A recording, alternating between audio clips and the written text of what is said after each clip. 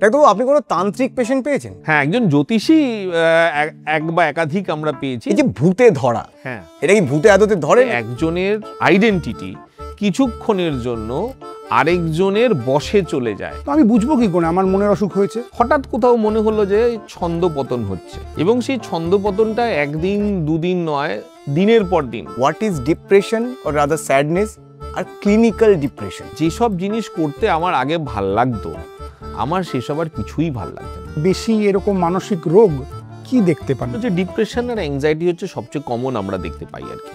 Lithium নিয়ে প্রচুর আর কি কালচার হয়, প্রচুর মিথ রয়েছে। লিথিয়াম ড্রাগটার ব্যাপারে একটু বলুন। আমাদের কাছে হচ্ছে লিথিয়াম একটা ড্রাগ, যেটা হচ্ছে যদি না থাকতো বহু লোক সুইসাইড করে নিত। কিছুদিন আগেরই একটি ঘটনা আমরা দেখলাম, একজন তথ্য প্রযুক্তি কর্মী বহুতল থেকে, মানে তার নিজের অফিসের বহুতল থেকে ঝাঁপ মেরে আত্মহত্যা করলেন। যে একটু স্ট্রেস কমিয়ে দিলাম, একটু পড়াশোনাটাকে হালকা করে দিলাম, ব্রেনে একটু চাপ নিলাম না, তাহলেই সুইসাইড কমে যাবে, ব্যাপারটা কিন্তু না। আচ্ছা, প্রি কোভিড এবং পোস্ট কোভিড হ্যাঁ, সামাজিক মেন্টাল হেলথের অবস্থাটাকে কিভাবে দেখছেন? কেউ কেউ মনে করছে যে আমি টাকা জমিয়ে করবোটা কি, আমি একটু বাইরে বাইরে ঘুরে বেড়াই, একটু আনন্দ করি।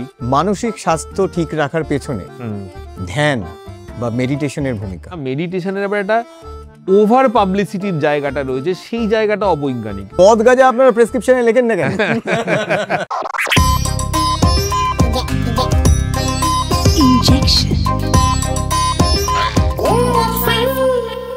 নমস্কার, আমি সায়ন। নমস্কার, আমি কুশল। এবং আজকে আপনাদের জন্য একটি মন ভালো করা পর্ব নিয়ে এসেছি। মন ভালো কিভাবে হবে? মন ভালো করতে গেলে যে জিনিসটা দরকার, আনন্দে থাকতে হবে, ফুরফুরে মেজাজে থাকতে হবে, এবং সবচেয়ে গুরুত্বপূর্ণ, মনকে বুঝতে হবে যে কখন আপনার মন খারাপ হয়েছে, কখন আপনার মন ভালো আছে, আর আদেও কখন মন খারাপের চিকিৎসা দরকার। সেই নিয়েই কথা বলতে আজকে আমাদের সাথে রয়েছেন মনোরোগ বিশেষজ্ঞ ডক্টর সুজিত সরকেল। নমস্কার ডাক্তারবাবু। নমস্কার ডাক্তারবাবু। আপনার মন ঠিক আছে আজকে? মানে হ্যাঁ, মোটামুটি ঠিকই আছে, আমাদের দেখে ভালোই আছে। তো ডাক্তারবাবু, আপনাদের সাথে আপনাদের পেশেন্টের সম্পর্কটা অনেকটা সেই অবৈধ সম্পর্কের মতো, মানে লুকিয়ে লুকিয়ে প্রেম করবে কিন্তু পাবলিকলি দেখা হলে পরিচয় দেবে না। সেটা তো দেখুন, আমরা যেটাকে স্টিগমা বলি, বা বাংলা করলে আপনি হয়তো কলঙ্ক, ছুতমার্ক যা বলতে পারেন, তো এটা তো আগের থেকে কমেছে। এখন অনেকে ওপেনলিও হয়তো রেকগনাইজ করে, কিন্তু সাধারণত ওইটা কম বেশি কিছুটা রয়েই যায়। অর্থাৎ পাবলিকলি বলা মানে হচ্ছে যে আমি মানসিকভাবে হয়তো দুর্বল, বা আমি জাজড হব আর 10টা লোকের সামনে, সেই ভয়টা এখনও কম বেশি আছে।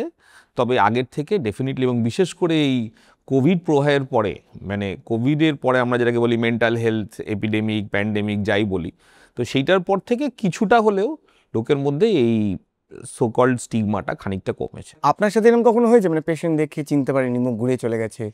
আর দেখে চিনতে পারেনি সেরকমভাবে আমি বলতে পারবো না, তবে এইটুকু আমি একাধিকবার এরকম হয়েছে যে ধরুন কোনো সোশ্যাল অকেশনে দেখা হলো তার, সে বললো হ্যাঁ হ্যাঁ আমি ওনাকে চিনি, কোথাও একটা দেখা হয়েছিল টাইপের।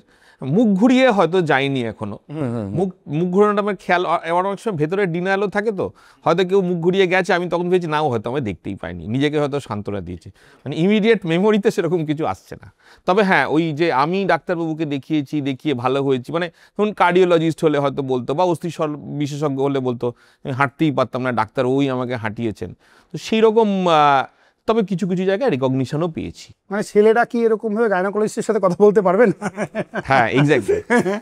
আরে ডাক্তারবাবু, চোখের অসুখ হলো, চোখের ডাক্তারের কাছে গেলাম, নাকের অসুখ হলো, নাকের ডাক্তারের কাছে গেলাম, দাঁতের অসুখ হলো, দাঁতের ডাক্তারের কাছে গেলাম, আমার মনের অসুখ হয়েছে, তো আমি বুঝবো কি করে আমার মনের অসুখ হয়েছে? যদি নিজের বোঝার ব্যাপার থাকে, তাহলে সাধারণত এটাই ভাবতে হবে যে মানে আমি যেগুলো খুব স্বাভাবিকভাবে আগে করতে পারতাম, ধরুন একটা কাজ করতাম, আমি সকালে উঠে নিজের ফ্যামিলির সঙ্গে গল্প করতাম, বন্ধুদের সঙ্গে আড্ডা মারতাম, কোনো কিছুই একটা সব কিছু একটা রিদমে চলে, একটা ছন্দে চলে। হঠাৎ কোথাও মনে হলো যে ছন্দপতন হচ্ছে, এবং সেই ছন্দপতনটা একদিন দুদিন নয়, দিনের পর দিন, 7 দিন 10 দিন।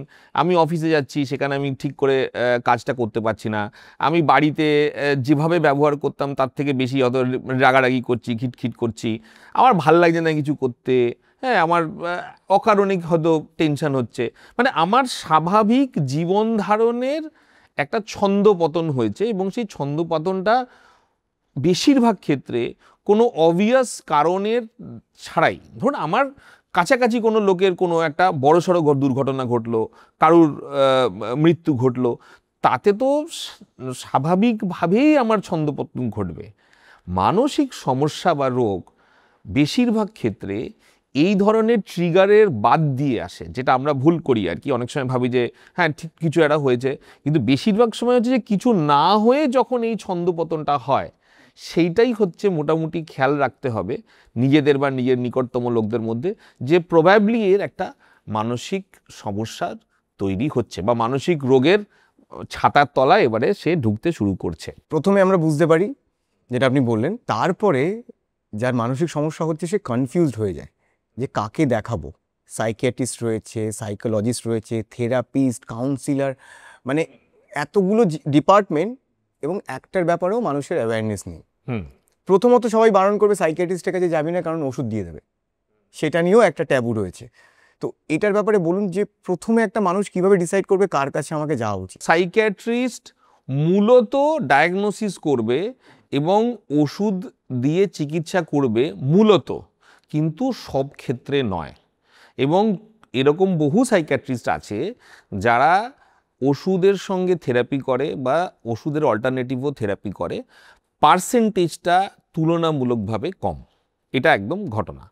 এইবারে হচ্ছে ক্লিনিক্যাল সাইকোলজিস্ট বলে যে ব্রড আমব্রেলাতে যারা পড়ে, তাদের মধ্যে আপনি যদি আমাদের মেন্টাল হেলথ কেয়ার অ্যাক্ট বলেন বা তাতে যে সংজ্ঞা আছে, তাতে হচ্ছে যে এমফিল ইন ক্লিনিক্যাল সাইকোলজি, এবং ডাক্তারদের যেরকম এমসিআইতে রেজিস্ট্রেশন আছে, তেমনি ওনাদেরও একটা রিহ্যাবিলিটেশন কাউন্সিল অফ ইন্ডিয়া বলে একটা বডি আছে, এবং সেটাতে তাদের রেজিস্ট্রেশন যদি থাকে তাহলে তাদের একটা অফিসিয়ালি সাইকোলজিস্ট হিসেবে মান্যতা, যেরকম এমসিআই রেজিস্টার্ড ডাক্তারের মতো।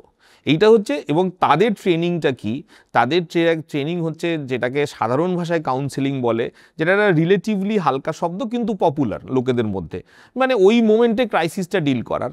আরেকটু সিরিয়াস এবং স্ট্রাকচার্ড মেথড যেটাকে সাইকোথেরাপি বলা হয়।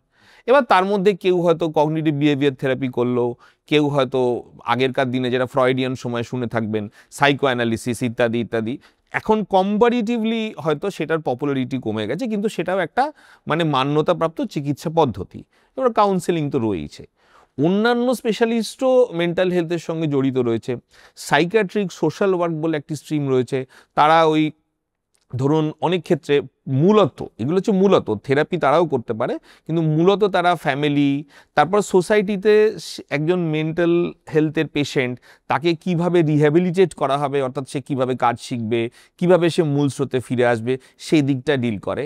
তার সঙ্গে সাইকিয়াট্রিক নার্সিং বলেও স্পেশালিটি রয়েছে, অর্থাৎ চারটি আমাদের স্পেশালিটি। এবং মেন্টাল হেলথ নার্সরা, এটা তখন ইমার্জিং স্পেশালিটি, এমএসসি হয় এতে, এবং আমাদের মানে ইনস্টিটিউট অফ সাইকিয়াট্রি যেখানে আমি আছি, তো সেখানেও পড়ানো হয়। এবং মেন্টাল সাইকিয়াট্রিক নার্স যারা, তাদের বিদেশে তাদের মানে আপনি যদি ইউকে বা ওইসব জায়গায় দেখেন, তাদের একটা খুব ইম্পর্টেন্ট রোল রয়েছে টিমের মধ্যে ডিসিশন মেকিংয়ের। তো এই হচ্ছে মূলত চারটি। তবে সাধারণ একজনের যদি মন খারাপ হিসেবে প্রথমে হয়, সেটাকে হয় সাইকিয়াট্রিস্ট বা সাইকোলজিস্ট। তবে এরকম ধারণাও থাকা উচিত না যে সাইকিয়াট্রিস্টের গেলেই সে পিল পুশ করবে, এবং করলেও রিফিউজ করার অধিকার কিন্তু তার আছে। না ডাক্তারবাবু আমাকে ক্ষমা করুন, আমি ওষুধ চাই না, হতেই পারে। হ্যাঁ ডাক্তারবাবু, এটাতেই আসছিলাম, কারণ আমি যখনই দেখেছি যে আমারই কিছু পরিচিতর মধ্যে হ্যাঁ, তারা সাইকিয়াট্রিস্টদেরকে মানে আপনাদেরকে সবচেয়ে বেশি ভয় পায়, কারণ ওষুধ খেতে চায় না। এই ওষুধ নিয়ে সাধারণ মানুষের মধ্যে একটা মিথ রয়েছে। তার মধ্যে 1 নম্বর মিথ হচ্ছে, যদি একবার আমার এই ওষুধ খাওয়া শুরু হয়, সেটা আমাকে আজীবন খেয়ে যেতে হবে। ঠিক। এই ওষুধের মিথগুলো একটু আপনি বাস করুন। ওষুধের মিথ সম্বন্ধে দেখুন, আমরা যেটা বলি, আমি বেশিরভাগ যাদের সঙ্গে মানে যারা আসে আমাদের কাছে সাহায্যের জন্য, আমি যাদেরকে বেশিরভাগ বলি, সেইটা হচ্ছে যে আমাদের ডাক্তারি শাস্ত্রে বেশিরভাগ রোগ কিন্তু ক্রনিক রোগ। আমরা যদি ইনফেকশাস ডিজিজকে বাদ দিই, অর্থাৎ ধরুন আপনি ম্যালেরিয়া, ডেঙ্গু, এই টাইপের যে ইনফেকশাস ডিজিজগুলো, হঠাৎ করে একটা মশা কামড়ার আমার ম্যালেরিয়া হলো, আমি ওষুধ খেলাম তার জন্য যে নির্দিষ্ট, বা আমার একটা চেস্ট ইনফেকশন হলো, ইনফেকশাস ডিজিজ, কোথাও থেকে ইনফেকশন হলো, আমি ওষুধটা খেলাম, বা সেটা নিজের থেকেও হয়তো ভাইরাল হলে অনেক সময় সেরে যায়, তো তার একটা খুবই অল্প নির্দিষ্ট সময় রয়েছে। কিন্তু আপনি যদি বেশিরভাগ অসুখের কথা দেখেন, আপনি ধরুন গাঁটের রোগ যারা আসে, রিউম্যাটোলজির, মানে বছরের পর বছর ওষুধ চলছে। আপনি যদি থাইরয়েড নেন, সুগারের ওষুধ নেন, প্রেশারের ওষুধ নেন, কার্ডিওলজিক্যাল বেশিরভাগ মানে এবং হরমোনের যারা এন্ডোক্রিনোলজি, ডায়াবেটিস সব। এইবারে প্রশ্নটা হচ্ছে যে তাদেরও ওষুধ চলে, অনেকের ক্ষেত্রে হয়তো লাইফ লং চলে। এইবারে সাইকিয়াট্রির ক্ষেত্রে দুটো ব্যাপার আছে। এক হচ্ছে যে অনেকের ধারণা হচ্ছে যে ওষুধগুলো চললে শরীরের বিভিন্ন অঙ্গ প্রত্যঙ্গ বিকল হতে শুরু করে, অর্থাৎ কেউ বলবে যে বাবা আবার তো কিডনি খারাপ হয়ে যাবে, কেউ বলবে হয়তো যে হার্ট খারাপ হয়ে যাবে। এই ধারণাগুলো এলো কোথা থেকে? এবার ব্যাপার হচ্ছে যে লোকে অনেকেই মনে করে যে মনের অসুখ তার জন্য এত মানে এত দিন ধরে ওষুধ খাওয়ার ব্যাপারটা কি? ধরুন আপনার ডিপ্রেশন হয়েছে, আমি আপনাকে ডিপ্রেশনের ওষুধ দিলাম, আপনি মোটামুটি 3-4 সপ্তাহের মধ্যে অনেকটা ভালো হয়ে গেল। মন খারাপ, যেটা মন খারাপের রোগ, আপনি আবার কাজকর্ম শুরু করলেন, তো ভালোই তো আছি, এই কেন আমাকে ডাকছে? ঠিক আছে, আমি প্রথম 2-1 নয় বুঝলাম যে নিশ্চয়ই হয়তো এর পেশেন্ট কম, একটু আমাকে ডেকে 2-1 একটু ভিজিট নিয়ে নিচ্ছে, ঠিক আছে, একটু পকেট গরম করছে, ঠিক আছে বাবা। তাহলে আবার ওষুধও কমাচ্ছে না, বলছে এই ওষুধটাও চালিয়ে যায়। এইবারে ব্যাপারটা হচ্ছে তাহলে এটা মানে এর এন্ড কোথায়? আমি তো ভালো আছি, আমি কেন দুম করে ওষুধ খেতে যাব? এই জায়গাটাই হচ্ছে এখান থেকে মিথের জন্ম। প্রথম কথা হচ্ছে যে আমি যখন ভালো আছি, এবং মন নামক ব্যাপারটা এখনো অনেকের কাছে একটা কসমেটিক ব্যাপার, ঠিক আছে, মানে মনের জন্য আমার ওষুধ খাওয়ার কি দেখতে, এখন ক্রাইসিস হয়েছিল, এখন তো মনের জোর আবার বেড়ে গেছে, বাড়ির লোক খুব ডিসকারেজ করে যে ভালো আছিস তো দিনের পর দিন পাগলের ওষুধ কেন খাচ্ছিস? আমাদের অ্যাকচুয়াল যেটা যদি আপনি বলেন, দুটো জিনিসে লোকের আপত্তি। এক হচ্ছে যে সাইড এফেক্ট। এবার সাইড এফেক্টের ব্যাপারে এখন যে বেশিরভাগ যে ওষুধগুলো বেরিয়েছে তার এতটাই উন্নত হয়েছে যে so called side effect, cosmetic side effect, যেটাতে দৃষ্টিকটু হতে পারে, মুখ থেকে লালা পড়ছে, হাত পা কাঁপছে, মানে যে কেউ দেখবে আরে ও তো নার্ভের পেশেন্ট যাচ্ছে, আগে যেরকম বলতো আর কি, মানে তথাকথিত, সেই ব্যাপারগুলো কমে গেছে ওষুধগুলোর মধ্যে। কিছু কিছু ওষুধে ওয়েট গেন হয়, কিন্তু এগেন সেই ক্ষেত্রে বলে দেওয়া হয় যে আপনার দেখুন, বা বলে দেওয়া উচিত যে আপনার ওয়েট গেন হতে পারে। এবারে ধরুন কিছুদিন বাদে দেখা গেল যে আমার ওয়েট গেন হয়েই যাচ্ছে, আমার অসুবিধা হচ্ছে, ওই ওষুধ চেঞ্জ করে দাও, হয় আপনি চেঞ্জ করে দিন, নইলে আমি অন্য ডাক্তারের কাছে যাব, খুব সিম্পল ব্যাপার। তৃতীয় হচ্ছে অসময়ে ঘুম পাওয়া, কাজ করতে করতে ঘুমিয়ে পড়ছে, এরকম একটা ধারণা। তাহলে আপনি আমাকে সারাদিন ঘুম পাড়িয়ে রাখবেন না তো ডাক্তারবাবু? এবার ব্যাপার হচ্ছে যে এর মধ্যে দুটো জিনিস আছে।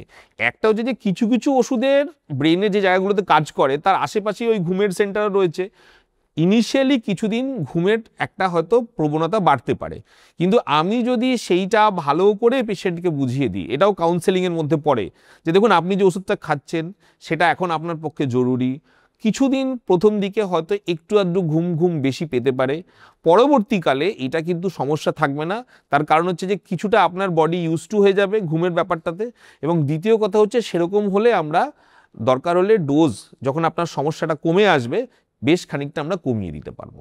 তো প্রথমে এই ব্যাপারগুলো যদি বুঝিয়ে দেওয়া যায়, এইবারে হচ্ছে এটা হচ্ছে যে সাইড এফেক্টের দিকটা গেল। এইবারে হচ্ছে যে দীর্ঘমেয়াদী চিকিৎসা, কত দীর্ঘমেয়াদী। এবার সেই ব্যাপারে সিম্পল ব্যাপার হচ্ছে যে আমরা একটা জিনিস বলি, প্রথমেই ধরুন অনেকে বলে দেয়, এটা আগে খুব কমন ছিল, ধরুন মানসিক রোগের ডাক্তারই বলে দিচ্ছে জীবনভর তোমাকে ওষুধ খেয়ে যেতে হবে। এবার ধরুন আপনি প্রথম ডাক্তারের কাছে এসছেন বা দ্বিতীয়বার এসছেন, আপনি একটা ইয়াং ছেলে, আপনি একটা বাচ্চা, আপনার সঙ্গে আপনার গার্জিয়ান এসছে, আপনি দুম করে একটা বোমা ফাটিয়ে দিলেন, সারা জীবন ওষুধ খেয়ে যাবে। প্রথমেই বাবা, মানে আরও ধরুন 50 বছর 60 বছর আমি ওষুধ খেয়ে যাবো, কি মানে ফাজলামো হচ্ছে? প্রথমে তো আপনার সেই রিয়াকশনটাই হবে।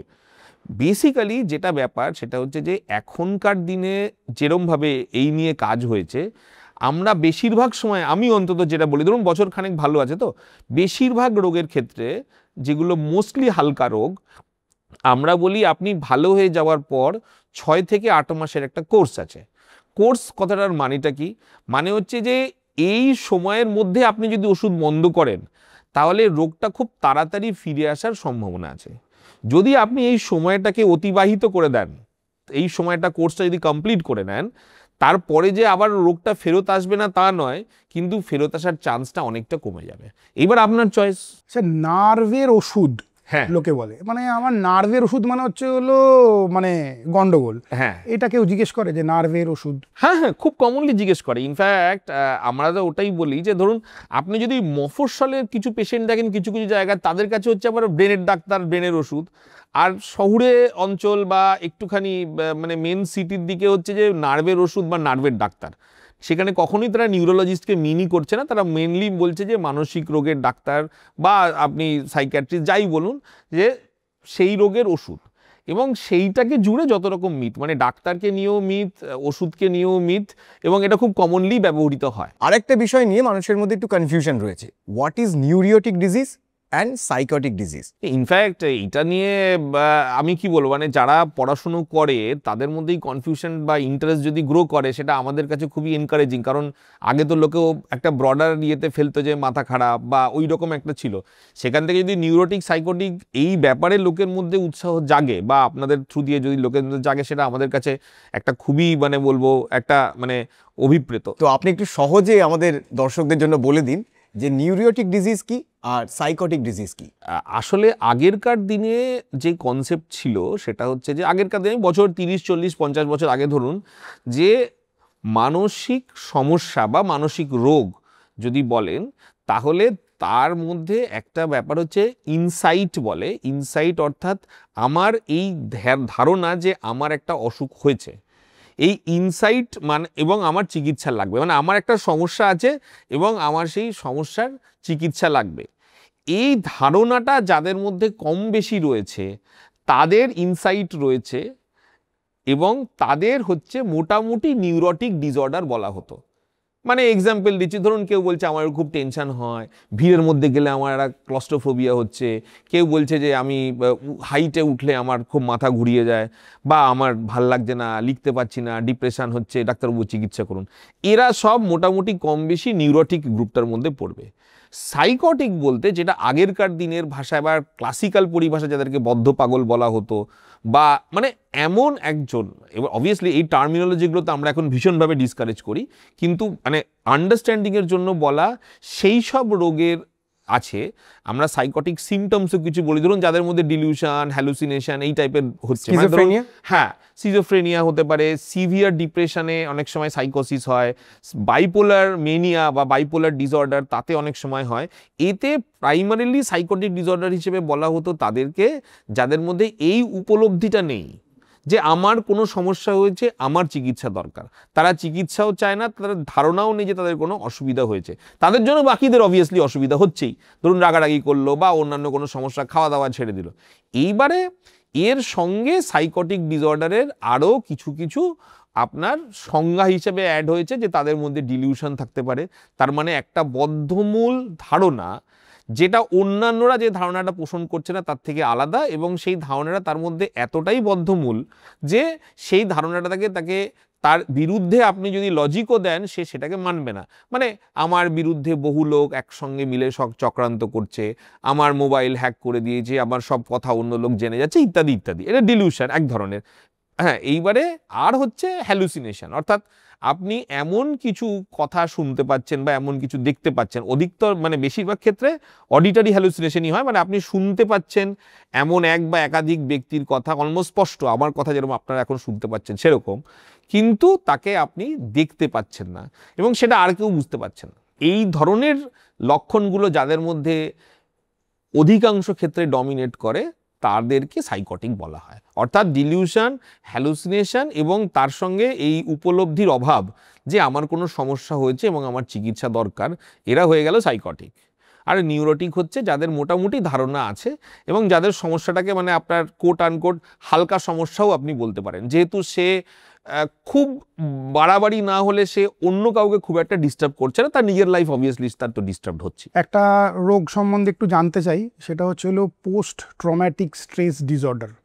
মানে আমি কখনো আমার একটা এরকম ঘটনা ঘটে গেছে আমার জীবনের ওপর দিয়ে, সেটা আমার জীবনে বিশাল বড় একটা দাগ কেটেছে, যার জন্য আমি মানসিকভাবে ঠিক নই। হ্যাঁ, দেখুন পোস্ট ট্রমেটিক স্ট্রেস ডিসঅর্ডারটা হচ্ছে বেসিক্যালি আপনার সঙ্গে যদি এমন কিছু একটা ঘটনা ঘটে, যেই ঘটনাটা অন্যান্য 10টা ঘটনার থেকে আলাদা করে ইম্প্যাক্ট ফেলতে পারে। ধরুন একটা আপনার সামনে খুব বীভৎস একটা অ্যাক্সিডেন্ট হলো, বা একটা হঠাৎ করে ধরুন ভূমিকম্প হলো, আপনার চারপাশের বাড়ি টাড়ি সব ধূলিসাৎ হয়ে গেল, মানে এমন কিছু স্ট্রেস যেটাতে নর্মালি আপনি বা আপনার আশেপাশের লোকজন সচরাচর এক্সপোজড হয় না। এই রকম একটা স্ট্রেসে যখন আপনি এক্সপোজড হলেন, তখন সেই স্ট্রেসটা আপনার মেমোরিতে ঢুকে গেল। হিপোক্যাম্পাস নামক ব্রেনের একটি পোর্শন আছে, সেখানে সেটি গিয়ে জমা পড়ে গেল এবং মেমোরিটা রইল, ওখানে কুক্ষিগত রইল। এইবারে পরবর্তীকালে সাধারণত 1 মাস 1.5 মাস পরে সব কিছু একটা নিয়ম আছে, যে কোনো ঘটনারই ইম্প্যাক্ট হবে এবং সেই ইম্প্যাক্টটা আস্তে আস্তে আমার মাইন্ড বলুন ব্রেন বলুন সেটাকে মানে সেটার থেকে এগিয়ে যাবে, মুভ অন করবে, টুকটাক হয়তো মনে থাকবে কিন্তু সেটার ইম্প্যাক্ট অতটা পড়বে না। এই পোস্ট ট্রমাটিক স্ট্রেস ডিসঅর্ডারে যেটা হয়, সেই মেমোরিটা ফিরে ফিরে আসে এবং আপনার কারেন্ট জীবনকে ভীষণভাবে নেগেটিভলি প্রভাবিত করবে। অর্থাৎ আপনার, আমি একটা ওই অ্যাক্সিডেন্টেরই গল্প ধরুন, আপনার সামনে একটা খুব বীভৎস অ্যাক্সিডেন্ট আপনি দেখলেন এবং সেটা আপনি ভোলবার চেষ্টা করলেন, নর্মাল লাইফে ফিরে গেলেন। এইবারে হচ্ছে যে কিভাবে আপনার মধ্যে ফেরত আসবে। প্রচণ্ড রেকারেন্ট নাইটমেয়ার হবে বা স্বপ্ন দেখবেন, দুঃস্বপ্ন দেখবেন এবং দুঃস্বপ্নের থিম ঘুরে ফিরে ওইটাকে নিয়েই হবে। তার সঙ্গে দিনের বেলাতেও আপনি ওই ঘটনাটাকে ভুলতে পারছেন না, আপনি স্বাভাবিক জীবনে ফিরতে পারছেন না। কিছু কিছু সিমটম একটু ডিপ্রেশনের মতো মনে হবে, একটু খিটখিটে হয়ে যাচ্ছেন, একটু রাগ হয়ে যাচ্ছে বা হঠাৎ হঠাৎ কোনো ব্যাপারে আপনি চমকে উঠছেন। মানে এইগুলো মিলিয়ে হচ্ছে মোটামুটি কম বেশি পোস্ট ট্রমাটিক স্ট্রেস ডিসঅর্ডার। আরেকটা কথা খুব কমনলি ইউজ হয়, ডিপ্রেশন। হ্যাঁ, আমার এই ভিডিওতে ভিউজ কমে গেছে, ভাই ডিপ্রেশনে আছি। হ্যাঁ, ফেসবুক মনিটাইজেশন অফ করে দিয়েছি, আমি খুব ডিপ্রেশনে আছি। হ্যাঁ, লিপস্টিকের রংটা ঠিক মতো আসেনি, ডিপ্রেশনে আছি। এই যে খুব কমনলি আমরা ডিপ্রেশন শব্দটা ইউজ করি, আপনি একটুখানি ক্লিয়ার করুন what is depression or rather sadness আর ক্লিনিক্যাল ডিপ্রেশন, মোস্ট ইম্পর্টেন্ট। হ্যাঁ, দেখুন এই যে কথাটা এরকমভাবে মানে বহুল প্রচলিত হয়েছে, এইটার একটা মানে এইটার কারণ হচ্ছে শব্দটাই। আপনি ইংরেজিতে যে শব্দটা কমনলি একটা ল্যাঙ্গুয়েজে ব্যবহৃত হতো, সেই ল্যাঙ্গুয়েজটাকে আপনি তুলে বসিয়ে একটা ডিসঅর্ডারের নাম করে দিয়েছেন, ডিপ্রেসিভ ডিসঅর্ডার। তো আপনি নামটা তো পরে চেঞ্জ করেননি। এবারে যে আপনাকে যে কমপ্লেন করে, তার মানে সাধারণ লোক ওই ডিপ্রেশনটাকেই মানেটাকে ডিসঅর্ডারের সঙ্গে গুলিয়ে ফেলেছে। এতে আমি পার্সোনালি মানুষের দোষ কিছু দেখি না, তবে হ্যাঁ আমাদের জিনিসটা বোঝানোটা কর্তব্য। ডিপ্রেসিভ ডিসঅর্ডার যেটা বা ক্লিনিক্যাল ডিপ্রেশন বলছেন যেটাকে, তার মানে হচ্ছে যে তার মধ্যে কিছু সমস্যা বা কিছু সিমটমের সমষ্টি থাকতে হবে। এটা সিমটমসগুলো। মন খারাপ কমনলি, কারণ প্রাইমারিলি সেটাকে ডিপ্রেশনের মেন সিমটম বললো। আরেকটা হচ্ছে যে এনার্জি অ্যাক্টিভিটিগুলো কমে যাওয়া, অর্থাৎ আগে আমার কাজ করতে যতটা এনার্জি খরচা হতো বা যতটা আমি এনার্জি পেতাম কাজ করার, আমার সেই তুলনায় কাজ করার এনার্জি কমে গেছে বা অল্পেই আমি ক্লান্ত হয়ে পড়ছি, যেটাকে ইনক্রিজড ফ্যাটিগেবিলিটি বলে, অল্পেই ক্লান্ত হয়ে পড়ছি। এছাড়া হচ্ছে আরেকটা মেজর সিমটম হচ্ছে যে যেসব জিনিস করতে আমার আগে ভাল লাগতো, আমার সেসব আর কিছুই ভাল লাগছে না। মানে সেটা আমার কঠিন কাজ নয়, আমার এন্টারটেনমেন্টের জিনিসপত্র, গান শুনতে ভাল লাগতো, বন্ধুদের সঙ্গে আড্ডা মারতে ভাল লাগতো, সেগুলো আর কিছুই ভালো লাগছে না। তো এইটাগুলো হচ্ছে মেন সিমটম। তার সাথে যেগুলো কমনলি লোকে জানে, খিদে কমে যাওয়া, ঘুম কমে যাওয়া, তারপরে একটু মানুষজন অনেক সময় খিটখিটে হয়ে যায়, অনেকের তারপরে ওজন কমে যায়, এই ধরনের ব্যাপার স্যাপার তো আছে। আবার কিছু কিছু এটিপিক্যাল ডিপ্রেশনও হয়, সেখানে আবার দেখা যায় যে লোকজন খাচ্ছে বেশি, মানে ঘুমোচ্ছেও বেশি। হ্যাঁ, ঘুমোচ্ছেও বেশি, সেরকমও হয়। সেগুলো একটু এটিপিক্যাল প্রেজেন্টেশন, কিন্তু মোদ্দা হচ্ছে এইটা, তার অ্যাক্টিভিটি বা এনার্জি কমে যাবে, তার ভালো লাগাটা চলে যাবে কোনো কিছুর সঙ্গে, এবং ওভারঅল মন খারাপ। আমাদের দেশে সবাই মন খারাপ ব্যাপারটার ব্যাপারে অতটা সব মানে ওয়াকিবহাল না। ধরুন আপনি দেখতে পাচ্ছেন যে মানে একদমই খুবই খারাপ অবস্থা, তার নড়তে চড়তে পারছে না, কাজকর্ম করছে না, খাওয়া দাওয়া কমিয়ে দিয়েছে, জিজ্ঞেস করলেন মন কেমন আছে, মন তো ঠিকই আছে। তো এই মনের অ্যাওয়ারনেসটা, মানে সেই সেন্সে মনের অ্যাওয়ারনেস, সোফিস্টিকেশন বলুন যাই বলুন, সেটা হয়তো মানে গ্রামের লোকেদের বা এদের মধ্যে কম্পারিটিভলি কম। তারা হয়তো বা ওই শব্দটার উত্তরে তারা হয়তো ঠিক উত্তরটা দিতে পারে না, কিন্তু বাকি সিমটমসগুলো আপনাকে দেখতে হবে, এবং সেটা কিন্তু মিনিমাম যেটা বলা আছে যে মিনিমাম 2 সপ্তাহ ধরে থাকতে হবে। অর্থাৎ আমাকে আজকে একজন বস বকে দিল, আমার ন্যাচারালি আমার খারাপ লাগবে। আমি যেটা বলি যে যেই পরিস্থিতিতে আপনার বা যে কোনো লোকের খারাপ লাগার কথা, সেই পরিস্থিতিতে যদি আপনার খারাপ লাগে তাহলে সেটা তো স্বাভাবিক, তার মধ্যে অস্বাভাবিক কিছু, তার জন্য আপনি কেন চিকিৎসা করবেন বা আপনার ডাক্তারের দরকারটা কি? যখনই জিনিসটা হয় কারণ ছাড়া বাড়াবাড়ি হচ্ছে বা কারণ থাকলেও কারণের থেকে বেশি কষ্ট আপনি পাচ্ছেন, অথবা জিনিসটা অনেক দিন ধরে চলছে, এই 3টে পরিস্থিতিতেই আপনাকে ধরতে হবে যে আপনার সমস্যাটার জন্য আপনার প্রফেশনাল হেল্প দরকার। আচ্ছা, আপনি তো এত বছর ধরে প্র্যাকটিস করছেন, মোস্ট কমন সবচেয়ে মানে বেশি এরকম মানসিক রোগ কি দেখতে পান? না, এখন বেশিরভাগ আমরা যেটা দেখতে পারি, আপনি যেটা সো কল্ড বললেন যে নিউরোটিক ডিসঅর্ডার, অর্থাৎ ডিপ্রেশন, অ্যাংজাইটি, হ্যাঁ, কিছু কিছু ক্ষেত্রে ওই বারবার ধরুন হাত ধোয়া যেগুলো আছে, বাতিকের রোগ যেটাকে ওসিডি বলা হয়, এইগুলোই দেখতে পাই। তার মধ্যে কমন হচ্ছে ডিপ্রেশন আর অ্যাংজাইটি হচ্ছে সবচেয়ে কমন আমরা দেখতে পাই আর কি। এবার তার অনেক রকম কারণ হতে পারে, কারোর ধরুন মানে অ্যাসোসিয়েটেড কারণ হতে পারে, অনেক সময় তাদের ধরুন প্রফেশনাল ফিল্ডে সমস্যা হতে পারে, হোম ফ্রন্টে মানে বাড়িতে সমস্যা হতে পারে, ফ্যামিলিতে সমস্যা হতে পারে। তো এরকম নানা রকম সমস্যা থাকে। অনেক ক্ষেত্রে আবার যেটা বললাম আর কি, যে সেই সমস্যাগুলো অ্যাসোসিয়েটেড নয়, এমনি মানে তার যেটা কমনলি হওয়ার কথা, মানে হঠাৎ করে একটা মন খারাপ হচ্ছে বা একটা খুব বেশি অ্যাংজাইটি বা টেনশন হচ্ছে। আপনি যেটা বললেন ওয়ার্ক প্রেশার, অর্থাৎ ওয়ার্ক লাইফ ব্যালেন্স কিন্তু এখন পুরোপুরি ঘাটা। আমাদের এত ইএমআই বা পয়সার উপার্জনের জন্য আমরা এতটা স্ট্রেস নিই যে আদতে সব আছে, কিন্তু আমাদের মানসিক শান্তি খুব ব্যাহত হচ্ছে। কিছুদিন আগেরই একটি ঘটনা আমরা দেখলাম, একজন তথ্য প্রযুক্তি কর্মী বহুতল থেকে, মানে তার নিজের অফিসের বহুতল থেকে ঝাঁপ মেরে আত্মহত্যা করলেন। মানে এতটাই কাজের চাপ। তিনি কিন্তু এই নয় যে খুব গরিব একজন মানুষ, তিনি একটি উচ্চ পদস্থ পদে কিন্তু উনি চাকরিরত। সেরকম মানুষকেও ঝাঁপ মারতে হচ্ছে। এইটার ব্যাপারে বলুন, আমরা সমাজের কোন জায়গায় দাঁড়িয়ে রয়েছি এবং এই সুইসাইডাল টেন্ডেন্সির পেছনে মানুষের কি সাইকোলজি কাজ করে? তাহলে আমরা প্রথমে স্ট্রেসের ব্যাপারটাতে আসি বা ওয়ার্ক লাইফ ব্যালেন্সের ব্যাপারে আসি। সাধারণত স্ট্রেসের আবার দুটো পার্ট আছে, যেটাকে মানে স্ট্রেস নিয়ে আগে অনেক এই নিয়ে আলোচনা হতো।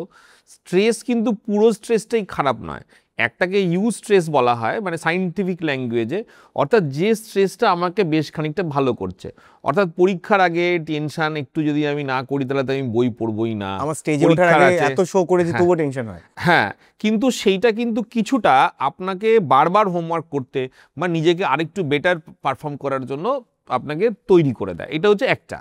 আরেকটা হচ্ছে ডিস্ট্রেস, অর্থাৎ যে স্ট্রেসটা আপনার পারফরমেন্সটা তো একটা লেভেল অবধি বাড়লো, সেই বাড়ার পরে ধরুন স্ট্রেসটা এতটাই হয়ে গেল সেই কার্ভটা নামতে শুরু করলো, অর্থাৎ পারফরমেন্সটা ডাউন। আপনি প্রচুর প্রিপারেশন নিলেন, স্ট্রেস ছিল, কিন্তু স্টেজে গিয়ে আপনি পারফর্মই করতে পারলেন না, আপনার এত অ্যাংজাইটি হয়ে গেল। তো এই আমাদের ওয়ার্ক লাইফ ব্যালেন্সের ক্ষেত্রেও এই দুটো জিনিসকে আমাদের খেয়াল রাখতে হবে। অর্থাৎ একটা সময় এই স্ট্রেসের জন্যই আমি কিন্তু ডেডলাইন ভালো মিট করছিলাম, আমি খুব ভালো পারফর্ম করছিলাম, আমাকে সবাই বিরাট পিটফিট চাপড়ে দিল, আমার আস্তে আস্তে পদোন্নতি হলো। এইবারে আমি পরিস্থিতির জন্য হোক, নিজের অ্যাম্বিশনকে ব্যালেন্স করতে না পারার জন্য হোক, যে কারণেই হোক, আমি না বলাটা বন্ধ করে দিলাম এবং সবসময় যাই আসতো, যা অপশান আসতো, আমি সবেতেই হ্যাঁ বলতে শুরু করলাম। এই হ্যাঁ বলতে বলতে বলতে বলতে দেখা গেল যে আমি একদিনে দেখলাম আমি 4টে জায়গাকে হ্যাঁ বলে দিয়েছি। কি করে আমি ব্যালেন্স করব? আমি মানছি যে পরিস্থিতি অনেক সময়ই একটা মানুষের প্রতিকূল হতে পারে। ধরুন আপনার বস, আপনি যাই করুন, আপনার বাড়িতে এমার্জেন্সি, মার অসুখ, কোনো ব্যাপারই আপনাকে ছুটি দিচ্ছে না, সেটা তো একটা এরকম স্ট্রেস তো আনএক্সপেক্টেড থাকতেই পারে, সেটা থাকে। কিন্তু একটা বড় অ্যামাউন্টের ওয়ার্ক লাইফ ব্যালেন্সের সমস্যা হচ্ছে যে আমরা প্রথমে যে স্ট্রেসটার সাহায্যে ওপরে উঠছি, পরে আমরা সেই একই পন্থাটা বেশি করে অবলম্বন করতে থাকি সব ব্যাপারেই। হ্যাঁ, আমি বোধহয় পারবো। ওই সময়ে ওই স্ট্রেসটাই, যেটা একটা সময় আমাকে ওপরে তুলেছিল, সে আবার আমাকে নিচে ফেলে দেয়। সেই জন্য ওয়ার্ক লাইফ ব্যালেন্সের কথা যদি বলেন, অ্যাসার্টিভ হতে হবে। অর্থাৎ আমাকে দেখতে হবে যে আমি কতটা পারবো, যেটা ইংরেজিতে খুব কমনলি বলা হতো না, don't bite off more than you can chew, অর্থাৎ যতখানি পারবে ততটাই কামড়িও আর কি। সেইটা একটা জিনিস খেয়াল রাখতে হবে কাজের ক্ষেত্রে, হ্যাঁ বলার ক্ষেত্রে, কমিটমেন্টের ক্ষেত্রে। আমার ধরুন আজকে অফিসেরও একটা ডেডলাইন আছে, আবার আমার অফিস হচ্ছে নিউ টাউনে, আর আমি নরেন্দ্রপুরে একটা ম্যারেজে কমিট করে বসে আছি, আর মাঝখানে আমি স্ট্রেস হচ্ছে, আমি পুলিশ, ট্রাফিক, ড্রাইভার সবার সঙ্গে চেঁচামেচি করছি। তো আমাকে তো আগেই ভাবা উচিত ছিল যে কি পরিস্থিতিতে কি করব। সেই জন্য আমাকে ব্যালেন্সটা এই দুটোর মধ্যে খুব কমনলি মেনটেন করার যতটা সম্ভব চেষ্টা করতে হবে। কমিট করার আগে খেয়াল করতে হবে যে আমি সেটা পারবো কিনা, এইটা একটা। দ্বিতীয় কথা হচ্ছে যে আমাকে দেখতে হবে যে একটা লেভেলের বেশি আমি যতই কাজ করি, আমার পারসেপশনের কাজ কিছুতেই শেষ হবে না। আমাকে একটা জায়গাতে থামতে হবে। থেমে আমাকে ঘুমের একটা কমন কজ অফ স্ট্রেস হচ্ছে যে ঘুমটাকে লোকে সবাই কম্প্রোমাইজ করে। ধরুন আমি সারাদিন খেটে এলাম, এবার আমার খুব অল্প হাতে সময়, তখন আবার আমি ভাবলাম যে একটু ওটিটিটা দেখে নিই, এবার আমার ঘুমটা গেল কম্প্রোমাইজে, ওটা আমরা 6 ঘন্টার জায়গায় ওটা আমার 4 ঘন্টা হয়ে গেল। এবারে হচ্ছে যে ঘুম কমে গেলে it adds to the psychological stress, invariably add করে, এবং এইটা কিন্তু বাড়তে থাকে। লোকে বুঝতে পারে না, লোকে ভাবে যে আমার এন্টারটেনমেন্ট ওটাই, দিনের শেষে আমি এত খেটেছি, আমি একটু আনন্দ করবো না, কিন্তু ঘুমটা কম্প্রোমাইজ হয়ে গেল। এইটা একটা। ওভারঅল টাইম ম্যানেজমেন্ট যদি ঠিক থাকে তাহলে মানে সেটা বৃহত্তর ক্ষেত্রে ওয়ার্ক লাইফ ব্যালেন্স বলুন বা প্রফেশনাল লাইফের মধ্যেও টাইম ম্যানেজমেন্ট যদি ঠিক থাকে তাহলে স্ট্রেস কিন্তু অনেকটাই কম হয়। এইটা হচ্ছে মূল ব্যাপার। এটা হচ্ছে স্ট্রেসের দিকটা গেল। এবার আমরা সুইসাইডের দিকটা বলি। সুইসাইডের ব্যাপারটা হচ্ছে যে সুইসাইড কিন্তু আমরা বলি যে কখনো একটা ব্যাপার সুইসাইডকে মানে ট্রিগার করতে পারে, কিন্তু সেটা সুইসাইডের জন্য পুরোপুরি রেসপন্সিবল নয়। অর্থাৎ পরীক্ষায় ফেল করলাম, সুইসাইড করলো বাচ্চা, বা একটা হঠাৎ করে ব্যবসায় লস, যেরকম কাগজে হেডিং থাকে যে ব্যবসায় হঠাৎ করে লস হলো এবার সে ঝাঁপিয়ে আত্মহত্যা করলো, সেটা ট্রিগারিং ফ্যাক্টর হতে পারে। সুইসাইড কিন্তু একাধিক ফ্যাক্টরকে মিলিয়ে বাড়তে বাড়তে হয়তো একটা ট্রিগার যেটা আমাদের চোখে পড়ে। আমি ধরুন একটা কথা বলি, সেম অ্যামাউন্টের স্ট্রেস যদি 10 জন ফেস করে তার মধ্যে খুব বেশি হলে একজন হয়তো সুইসাইডের রাস্তা বেছে নেবেন।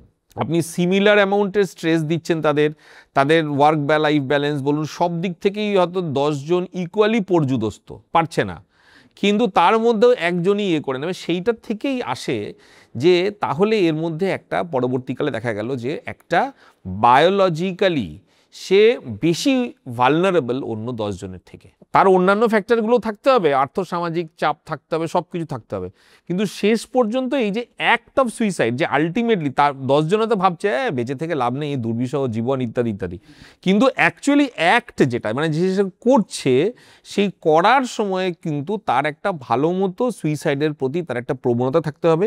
সেই প্রবণতাটা অধিকাংশ ক্ষেত্রেই একটা বায়োলজিক্যাল প্রবণতা থাকে। এটা 1 নম্বর। 2 নম্বর হচ্ছে যে বহু ক্ষেত্রে অলমোস্ট 70 to 80% ক্ষেত্রে তার একটা আনট্রিটেড মেন্টাল ইলনেস থাকে। বিদেশের ডেটা বলছে প্রায় 90%, আমাদের ইন্ডিয়ান সাবকন্টিনেন্টে ধরুন 50-60% অ্যাটলিস্ট তাদের একটা আনট্রিটেড মেন্টাল ইলনেস থাকে, যেটা হয় ধরা পড়েনি বা সে সেটাকে বুঝতে পারেনি বা সেটা সে বুঝেছিল, ট্রিটমেন্টও করছিল, এখন হয়তো ট্রিটমেন্ট করছে না। তো এই এতগুলো ফ্যাক্টর প্লে করে আলটিমেটলি একটা সুইসাইডের জন্য। অর্থাৎ আগের এই যে কনসেপ্ট যে একটু স্ট্রেস কমিয়ে দিলাম, একটু পড়াশুনোটাকে হালকা করে দিলাম, ব্রেনে একটু চাপ নিলাম না, তাহলেই সুইসাইড কমে যাবে, ব্যাপারটা কিন্তু না। তবে আমরা সবসময় এটা মাথায় রাখবো যে ট্রিগারিং ফ্যাক্টরগুলো ছাড়া তো আমাদের সব কিছু একটা লোকের লাইফে চেঞ্জ করা সম্ভব নয়। ট্রিগারিং ফ্যাক্টরগুলো যদি কমানো যায় সেটা সবসময়ই মানে একটা ডিজায়ারেবল গোল, কিন্তু দ্যাট ইজ নট আলটিমেট। আচ্ছা ডাক্তারবাবু, এবার আমরা একটু পডকাস্টের ভিউজ বাড়াবো আমরা, কারণ পডকাস্টে একটু ভূত প্রেত না থাকলে ভিউজ বাড়ে না। আমরা এতদিন ধরে সায়েন্স প্রমোট করছি, ফ্যাকচুয়াল বিষয় প্রমোট করছি, খুব একটা ভিউজ হয় না। হ্যাঁ, কিন্তু কোনো একটা পডকাস্টে থামনেলে একটু ভূত প্রেত তান্ত্রিক তন্ত্রমন্ত্র থাকলে একটু ভিউজ বাড়ে। তো আমরা সেখানেই আসি একটুখানি ভিউজ বাড়ানোর জন্য।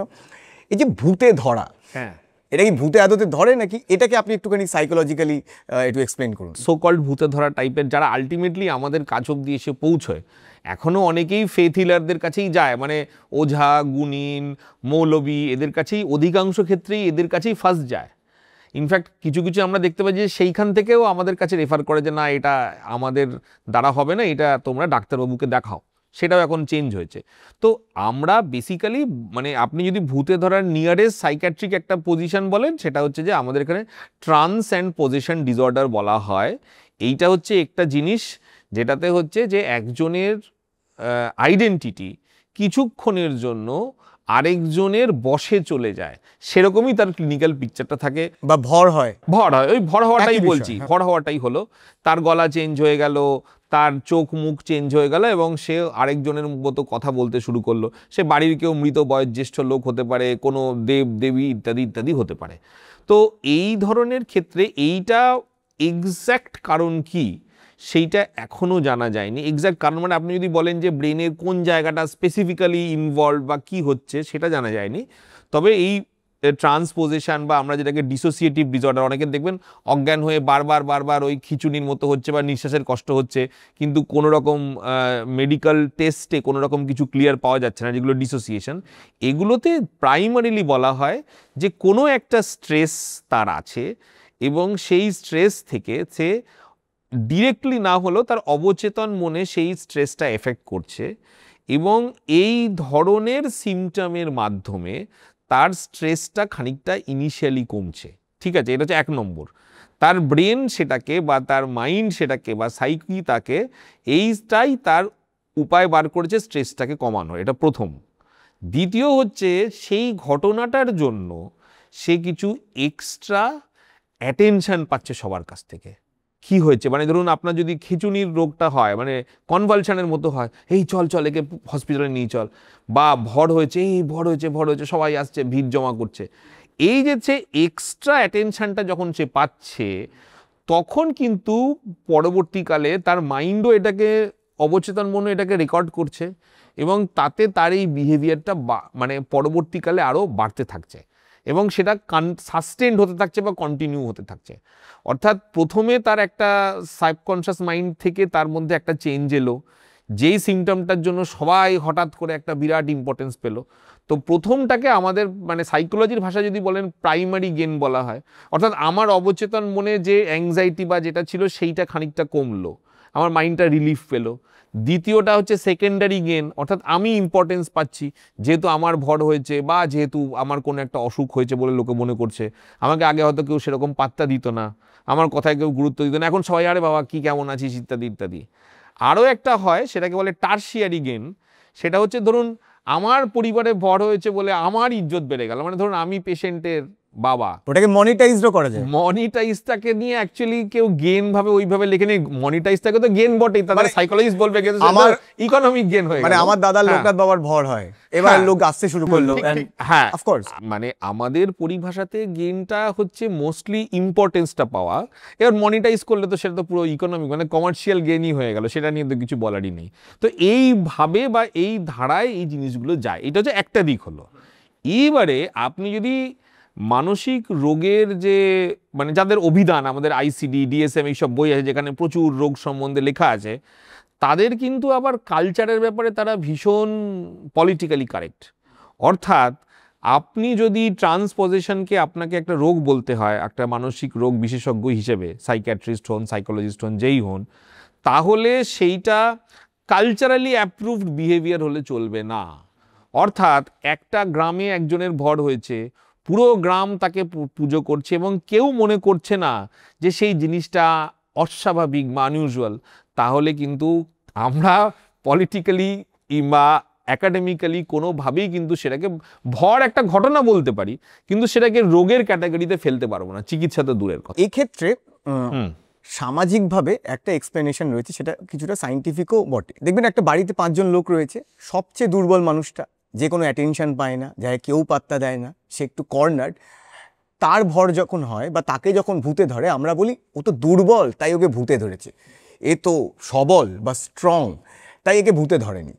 তো এইটাও তো একটা সাইকোলজিক্যাল জায়গা। হ্যাঁ, সাইকোলজিক্যাল জায়গা তো বটেই। ইনফ্যাক্ট এই ভূতে ধরা, ভর হওয়া, এইটার মধ্যে বায়োলজি হয়তো খানিকটা আছে, অনেকটাই সাইকোলজি অ্যান্ড সোশিওলজি এর মধ্যে ইনভলভড। মানে আপনাকে ধরুন, আপনি ধরুন যদি একটা ফ্যামিলিতেও বলেন, ধরুন পাওয়ার ডাইনামিক্স, ধরুন একজন ফ্যামিলিতে, একটা গ্রামের ফ্যামিলিতে ধরুন টিপিক্যালি একজন মহিলার সবচেয়ে কম সে আছে, কিন্তু ভরের পরে বা ধরুন এই ধরনের ডিসোসিয়েটিভ এর পরে তার ইম্পর্টেন্স বাড়ছে। পরবর্তীকালে হয়তো দেখা গেল তার উপর যদি কোনো ইম্পর্টেন্ট ব্যক্তির ভর হয়, তার গুরুত্বও কিন্তু বেড়ে যাচ্ছে, ডিসিশন মেকিংয়ের ক্ষেত্রে গুরুত্ব বাড়ছে। ধরুন বাড়ির কিছু লোক চলে এলো, যেবার এরা কোনো বড় ঝামেলায় ফেসেছে, তাহলে এবারে তাহলে ও ভর হবে, ভর হলে তার মধ্যে দিয়ে যে তাদের ফ্যামিলির যে বস ছিল সে কিছু নিদান দেবে আর কি, আরে দেবে তো তার মধ্যে দিয়েই, তো অবভিয়াসলি তার বেড়ে গেল। মানে আপনি যদি দেখেন এটা পাওয়ার ডাইনামিক্সের দিক থেকে, তার মানে সেক্ষেত্রে ডেফিনেটলি আপনি সোশিওলজিকে কি করে ইগনোর করবেন। ডাক্তার, আপনি কোনো তান্ত্রিক পেশেন্ট পেয়েছেন? না, তান্ত্রিক যে তন্ত্র মন্ত্র করতে গিয়ে বলেছি এবার ডাক্তার কাছে যাই। না না না, তান্ত্রিক এখন অবধি আসেনি, তবে আসলে তো ভালোই হবে। দেখুন সেও তো, দেখুন তন্ত্রটা তারও যে প্যাশন প্রফেশন যাই বলুন, সে তো আলটিমেটলি মানুষের মধ্যেই পড়ছে, তো তারও সমস্যা হতে পারে, তারও ডিপ্রেশন হতে পারে, সবই হতে পারে।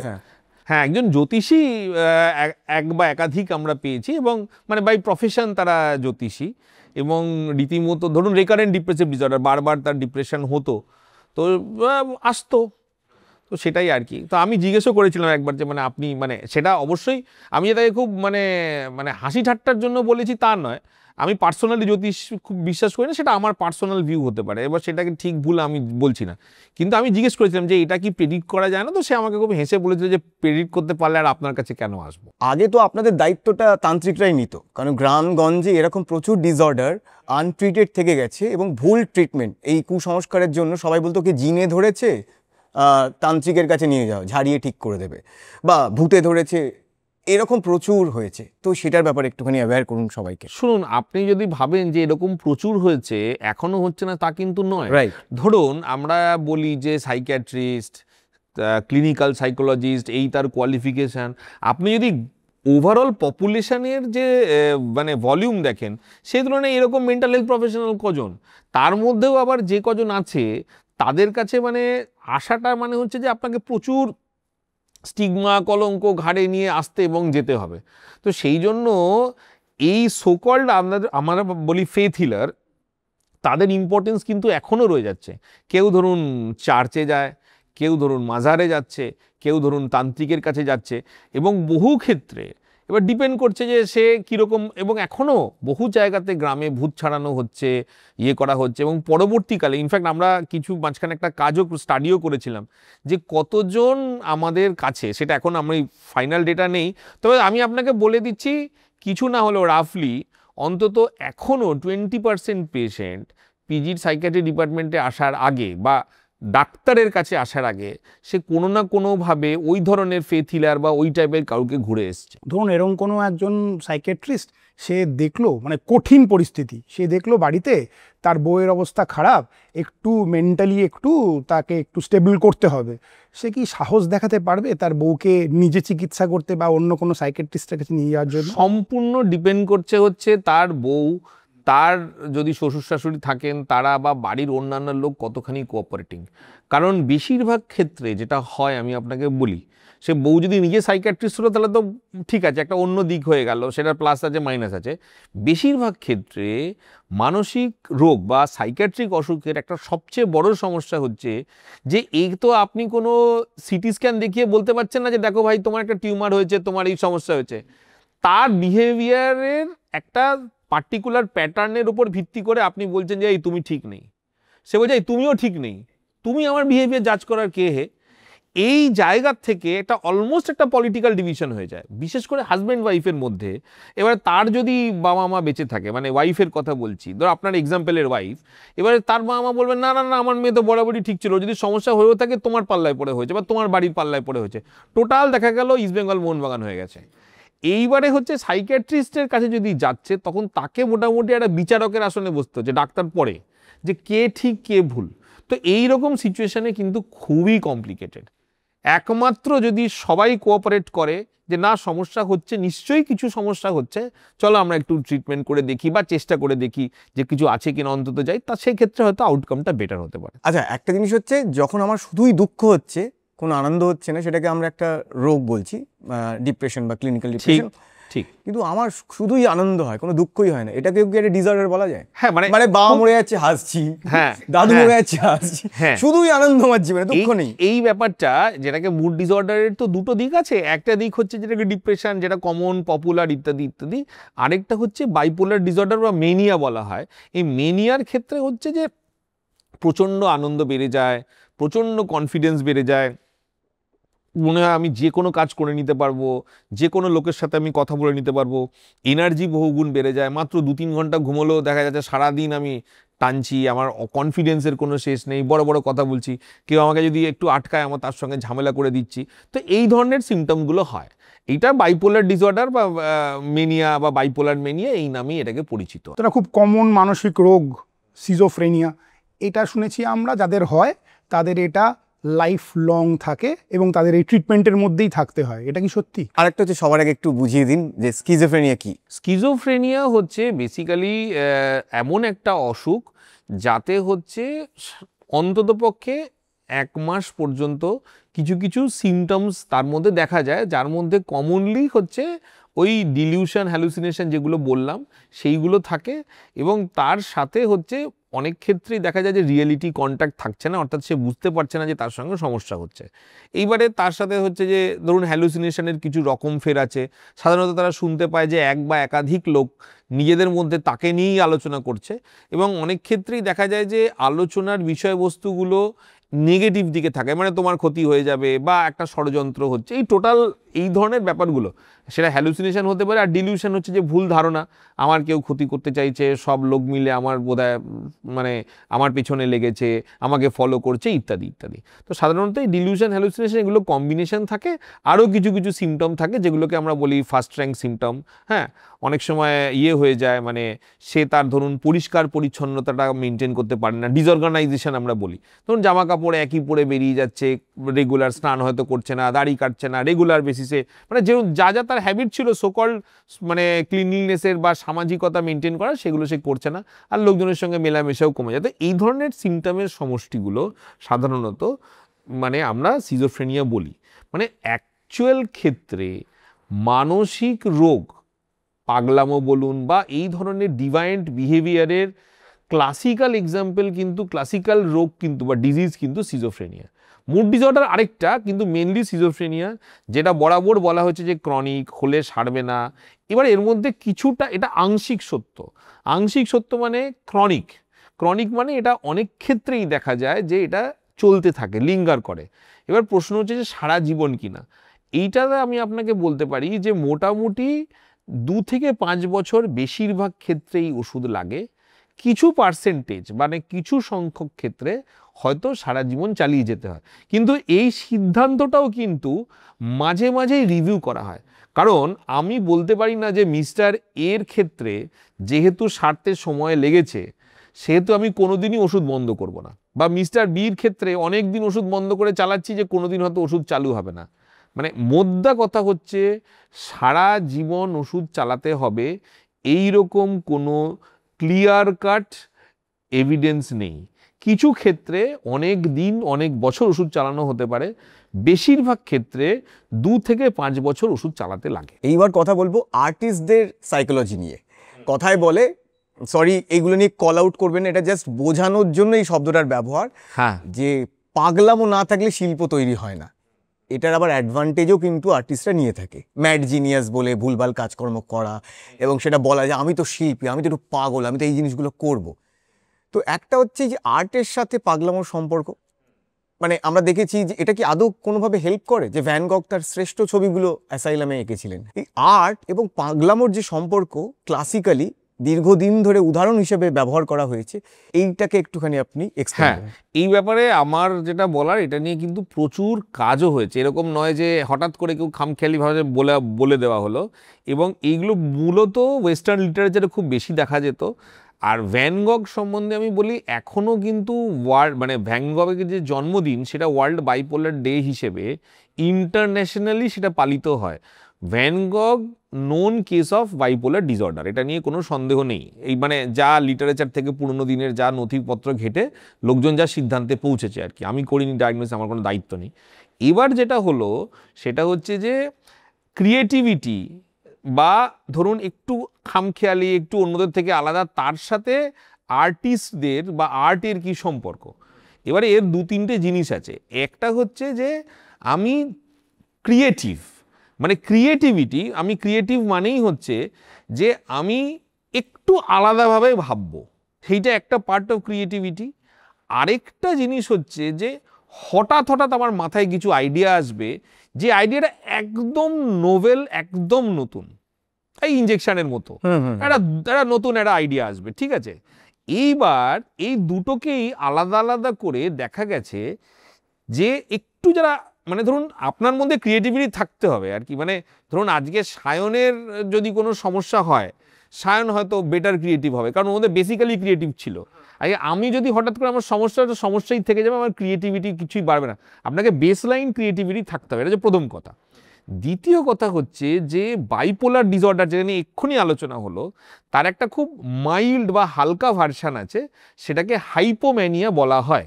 হাইপোম্যানিয়া মানে হচ্ছে যে মনের মধ্যে চিন্তা ভাবনাটা অনেক ফাস্ট হয়ে যাচ্ছে, আমার ঘুমের রিকোয়ারমেন্ট কমে যাচ্ছে, আমার ওভারঅল প্রোডাক্টিভিটিটা অনেকটা বেড়ে যাচ্ছে। এবং আমার কনফিডেন্স বেড়ে যাচ্ছে, এতগুলো সিমটম থাকছে, কিন্তু আমার চিন্তা ভাবনা অনিয়ন্ত্রিত থাকছে না। যেই অনিয়ন্ত্রিত হয়ে গেল তখন ওটা মেনিয়া বা বাইপোলার মেনিয়া হয়ে গেল। তো এরকম বহু ক্ষেত্রে দেখা যায় যে যাদের এই হাইপোম্যানিয়ার স্টেজে থাকে সেই সময় দেখা যায় তাদের ক্রিয়েটিভিটি, ধরুন সে বেসিক্যালি কবি, তার কবিতা লেখার স্পিড, তার প্রোডাকশান, এইগুলো অনেকখানি দেখা গেল বেড়ে গেল। এবার সে যদি আর্টের লোক হয়, তার আর্টিস্টিক ব্যাপার স্যাপার বেড়ে গেল। সুতরাং আপনার মধ্যে যদি বেসিক কিছু না থাকে, শুধু শুধু একটা সামান্য একটা অসুখ এসে আপনাকে নতুন করে ক্রিয়েটিভ করে দেবে, সেটার সম্ভাবনা নেই বললেই চলে। কিন্তু there is an association with some mental illness and creativity, বা ক্রিয়েটিভিটি বেড়ে যাওয়া মানে এনহান্স করে দেয়, সেইটা হতে পারে। এবং এই ডাইভার্জেন্ট থিঙ্কিং বলুন, বা ধরুন আপনার এই যে হঠাৎ করে মাথায় আইডিয়া আসা, এইগুলো কিন্তু আমরা ক্লিয়ারলি দেখতে পাই। ধরুন একজন ডিপ্রেশনে ছিল, তারপর তার মধ্যে বাইপোলার ডিসঅর্ডার, হালকা অবস্থায় যখন সে হাইপোম্যানিয়াতে আসছে, সে নিজেরা বলে ডাক্তার আমার মাথায় প্রচুর নতুন নতুন আইডিয়া আসছে। এবার সে যদি বেসিক্যালি ক্রিয়েটিভ হয়, তার আইডিয়াগুলো ডেফিনেটলি একটা জায়গায় পৌঁছবে। এবার সে যদি বেসিক্যালি মানে মানে ঢ্যাঁড়স হয়, তো কিছু করার নেই। তো একটা ড্রাগ খুব জনপ্রিয়, প্রচুর গানে ব্যবহার হয়েছে, প্রচুর সাহিত্যে, প্রচুর কবিতায় ব্যবহার হয়েছে, মূলত পাশ্চাত্যের, সেটা হচ্ছে লিথিয়াম। হ্যাঁ, লিথিয়াম নিয়ে প্রচুর আর কি কালচার হয়, প্রচুর মিথ রয়েছে। লিথিয়াম ড্রাগটার ব্যাপারে একটু বলুন। দেখুন, আমাদের কাছে হচ্ছে লিথিয়াম একটা ড্রাগ, যেটা হচ্ছে যদি না থাকতো বহু লোক সুইসাইড করে নিত। মানে লিথিয়াম হচ্ছে একটা ড্রাগ যেটা ইন্ডিপেন্ডেন্টলি অ্যান্টি সুইসাইডাল। অর্থাৎ লিথিয়াম যদি একজন পেশেন্ট, বিশেষ করে যাদের বাইপোলার ডিসঅর্ডার রয়েছে এবং যাদের মধ্যে আত্মহত্যা করার একটা আলাদা প্রবণতা রয়েছে, আমি যেটা বারবার বললাম না, আত্মহত্যার একটু অন্যরকম তার জেনেটিক গঠন হয়, তো তাদের ক্ষেত্রে লিথিয়াম হচ্ছে মানে একদম লাইফ সেভিং বলতে পারেন বহু ক্ষেত্রে। এইটা হচ্ছে লিথিয়াম আমাদের চোখে বাইপোলার ডিসঅর্ডারের একটা ভালো ওষুধ, সস্তা ওষুধ, যেটা মোটামুটি বহুদিন খাওয়া যেতে পারে, খরচা বেশি নেই। এবার লিথিয়ামের যে পাবলিসিটি, সেটা হচ্ছে দুরকম। একটা হচ্ছে যে হলিউডে একটা সময় বলা শুরু হলো যে লিথিয়াম ক্রিয়েটিভিটি বাড়িয়ে দিতে পারে, সেই জন্য বেশ কিছু লোক ভাবলো যে আমি লিথিয়াম খেলে আমি আরও ভালো শিল্পী হব, আরও বড় কবি হব, সেই জন্য লিথিয়ামে কিছু সেরকম শুরু হলো। আবার কিছু লোক আবার এর অ্যান্টি ক্যাম্পেনও করলো, বিশেষ করে যারা বাইপোলারের মধ্যে ছিল অ্যাফেক্টেড। ধরুন আমি যদি একটু হাই স্টেজে থাকি, তাহলে আমার ধরুন ক্রিয়েটিভিটি বাড়ছে। এবার আমি যদি লিথিয়াম খাই, আমি তো নর্মাল লেভেলে নেমে এলাম, আমি সেটা ফিল করতে পারবো। ওটাকে বলে মুড স্টেবিলাইজার। হ্যাঁ, এবারে আমার মুডটা আমি যদি না চাই, আমি যদি চাই যে আমি একটু হাইতে থাকি, আমার প্রোডাক্টিভিটি বাড়ছে, আমার সেটা ধারণা। এবারে আমাকে যদি কেউ লিথিয়াম দিচ্ছে, তাহলে আমি তো একটু নর্মাল স্টেজে, মুডটা তো আমার স্টেবল হলো। এবার এই স্টেবিলিটিটাকে আমি যদি গালাগালি করতে শুরু করি, বলি, তাহলে আমার প্রোডাক্টিভিটি কমিয়ে দিল। তো এরকমও একদল শিল্পী রয়েছেন যারা লিথিয়ামকে এই বলে বদনাম করে যে প্রাইমারিলি যে লিথিয়ামে আমার ব্রেন বা আমার ক্ষমতা ব্লান্ট হয়ে যাচ্ছে, আমার চিন্তা ভাবনার শার্পনেসটা চলে যাচ্ছে, এটা একটা পার্ট আছে। আরেকটা পার্ট হচ্ছে যে না, লিথিয়ামে আমার ক্রিয়েটিভিটি বাড়তে পারে। তারা আবার এমনি হয়তো তার কোনো সমস্যা নেই, তারা ওই পিল পপিং করতো লিথিয়ামের, এরকমও কালচার গেছে। আমাদের কাছে লিথিয়াম একটা খুব সুন্দর অ্যাভেলেবেল ভালো ড্রাগ ফর বাইপোলার ডিসঅর্ডার, এবং বহু লোকের জীবন বাঁচিয়েছে সুইসাইডের হাত থেকে, সেইটা হচ্ছে লিথিয়াম। এবং এখন ইদানিংকালে আপনারা শুনলে ভাল লাগবে, এই অ্যালজাইমার বা ওই টাইপের লোক, যেগুলোতে হচ্ছে ওই যা হয়, মানে আমরা কমন ভাষায় বলি যে ব্রেন শুকিয়ে যাওয়া বা ইত্যাদি, ভুলে যাওয়া, যে অ্যালজাইমার রোগ, এই অ্যালজাইমারেও এখন লিথিয়াম নিয়ে কিছু কাজ হচ্ছে। মানে বেসিক্যালি কগনিশন বা চিন্তা শক্তি বা ব্রেনের চিন্তার ক্ষমতাটাকে বৃদ্ধি করার ক্ষেত্রে লিথিয়ামের কোনো রোল আছে কিনা, এ নিয়ে কাজ হচ্ছে। ইনিশিয়াল কিছু পজিটিভ পাওয়া গেছে। আচ্ছা, প্রি কোভিড এবং পোস্ট কোভিড, হ্যাঁ, সামাজিক মেন্টাল হেলথের অবস্থাটাকে কিভাবে দেখছেন, মানে কতটা পার্থক্য? প্রচুর লোকের ধারণা সম্বন্ধে যদি আপনি বলেন, তাহলে আমি বলবো যে প্রচুর লোক মনে করতে শুরু করেছে যে তারা আগে ভাবতো যে আমি আমার মতো এগিয়ে যাব, আমাকে কেউ আটকাতে পারবে না, আমি আমার মতো লাইফ লিড করছি। হঠাৎ করে লোকজন কোভিডের পরে লোকজন একটা ওভারঅল একটু থামতে শিখেছে। এটা কোনো মেন্টাল ইলনেস বলবো না, কিন্তু একটা ওভারঅল একটা লোকের সাইকোলজি, ধ্যান ধারণা, ওয়ার্ল্ড ভিউ সবে চেঞ্জ হয়েছে। বিশেষ করে যারা একটু 50 ঊর্ধ্ব, যে মানে তাদের মধ্যে কেউ কেউ মনে করছে যে আমি টাকা জমিয়ে করবোটা কি, আমি একটু বাইরে বাইরে ঘুরে বেড়াই, একটু আনন্দ করি। বেশ কিছু চেনাশোনার মধ্যে আছে যারা প্র্যাকটিস, যেসব ডাক্তাররা সকাল বিকাল প্রচুর প্র্যাকটিস করতো, তারা প্র্যাকটিসের সংখ্যা অনেক কমিয়ে দিয়েছে। তারা ভাবছে যে তারা একটু নিজের ফ্যামিলিকে টাইম দেবে, নিজের একটু যেগুলো বহুদিনের শখ ছিল সেগুলোকে সে করবে। এই তার মানে হচ্ছে যে মানুষ রিয়েলাইজ করেছে যে সময়ের দাম আছে, জীবনের দাম আছে, সেটাকে মানে সবসময় ফালতু দৌড়ে সেটার পেছনে সময় নষ্ট করা উচিত নয়। এইটা কিছু লোক রিয়েলাইজ করেছে।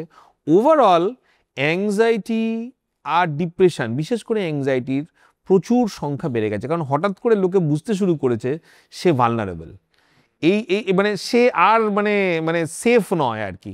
আবার আরেকটা প্যান্ডেমিক এলেই হয়তো সে শেষ হয়ে যেতে পারে। এই ভালনারেবিলিটিটা কিন্তু মেন্টাল হেলথকে মোটামুটি সবার দোরগোড়ায় পৌঁছে দিয়েছে। এইটা আপনি বলতে পারেন একটা কোভিডের একটা অদ্ভুত ইম্প্যাক্ট আপনি বলতে পারেন। বহু মানুষের আপনাদের উপরে খুব রাগ, ভীষণ রাগ, বলছে যে গেলেই এরকম মানসিক রোগ, ডিপ্রেসড হয়ে গেছি, মন খারাপ হয়ে গেছে, ওষুধ দিচ্ছে। মদ লেখে না কেন, গাঁজা লেখে না কেন? মদ খেলে মনে তুষারপাত হয়, পশ্চিম দিক থেকে সূর্য ওঠে, আর দিতেই পারে। দুবার খেলাম, একদম পুরো চাঙ্গা হয়ে গেলাম, মন ফোন সব ঠিক হয়ে গেল। কেন দেন না আপনারা? মদ গাঁজা আপনারা প্রেসক্রিপশনে লেখেন না কেন? কারণ একটা তো আপনি বলতে পারেন যে যে মদ গাঁজা খাবে সে থোড়ি আমার প্রেসক্রিপশনের জন্য বসে থাকবে। এইটা কিন্তু ভালো বলে।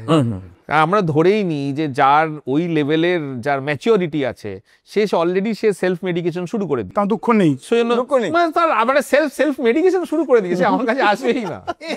এটাকে সার্কাজম হিসেবে নেবে না সেলফ মেডিকেশন ওয়ার্ডটা? হ্যাঁ, না, সেলফ মেডিকেশন আমাদের কোনো শব্দ আছে, আপনারা জানি, কিন্তু আপনি যে বিষয় বলছেন, আমি পলিটিক্যাল কারেক্টনেস নিয়ে আমরা কথা বলবো, ওটাতে আসছি। যে কেউ এগুলো শুনছেন তার মধ্যে আমি শিওর যারা ভালোবাসেন তারা আজকে লাইক দেবেনই দেবেন প্রচুর।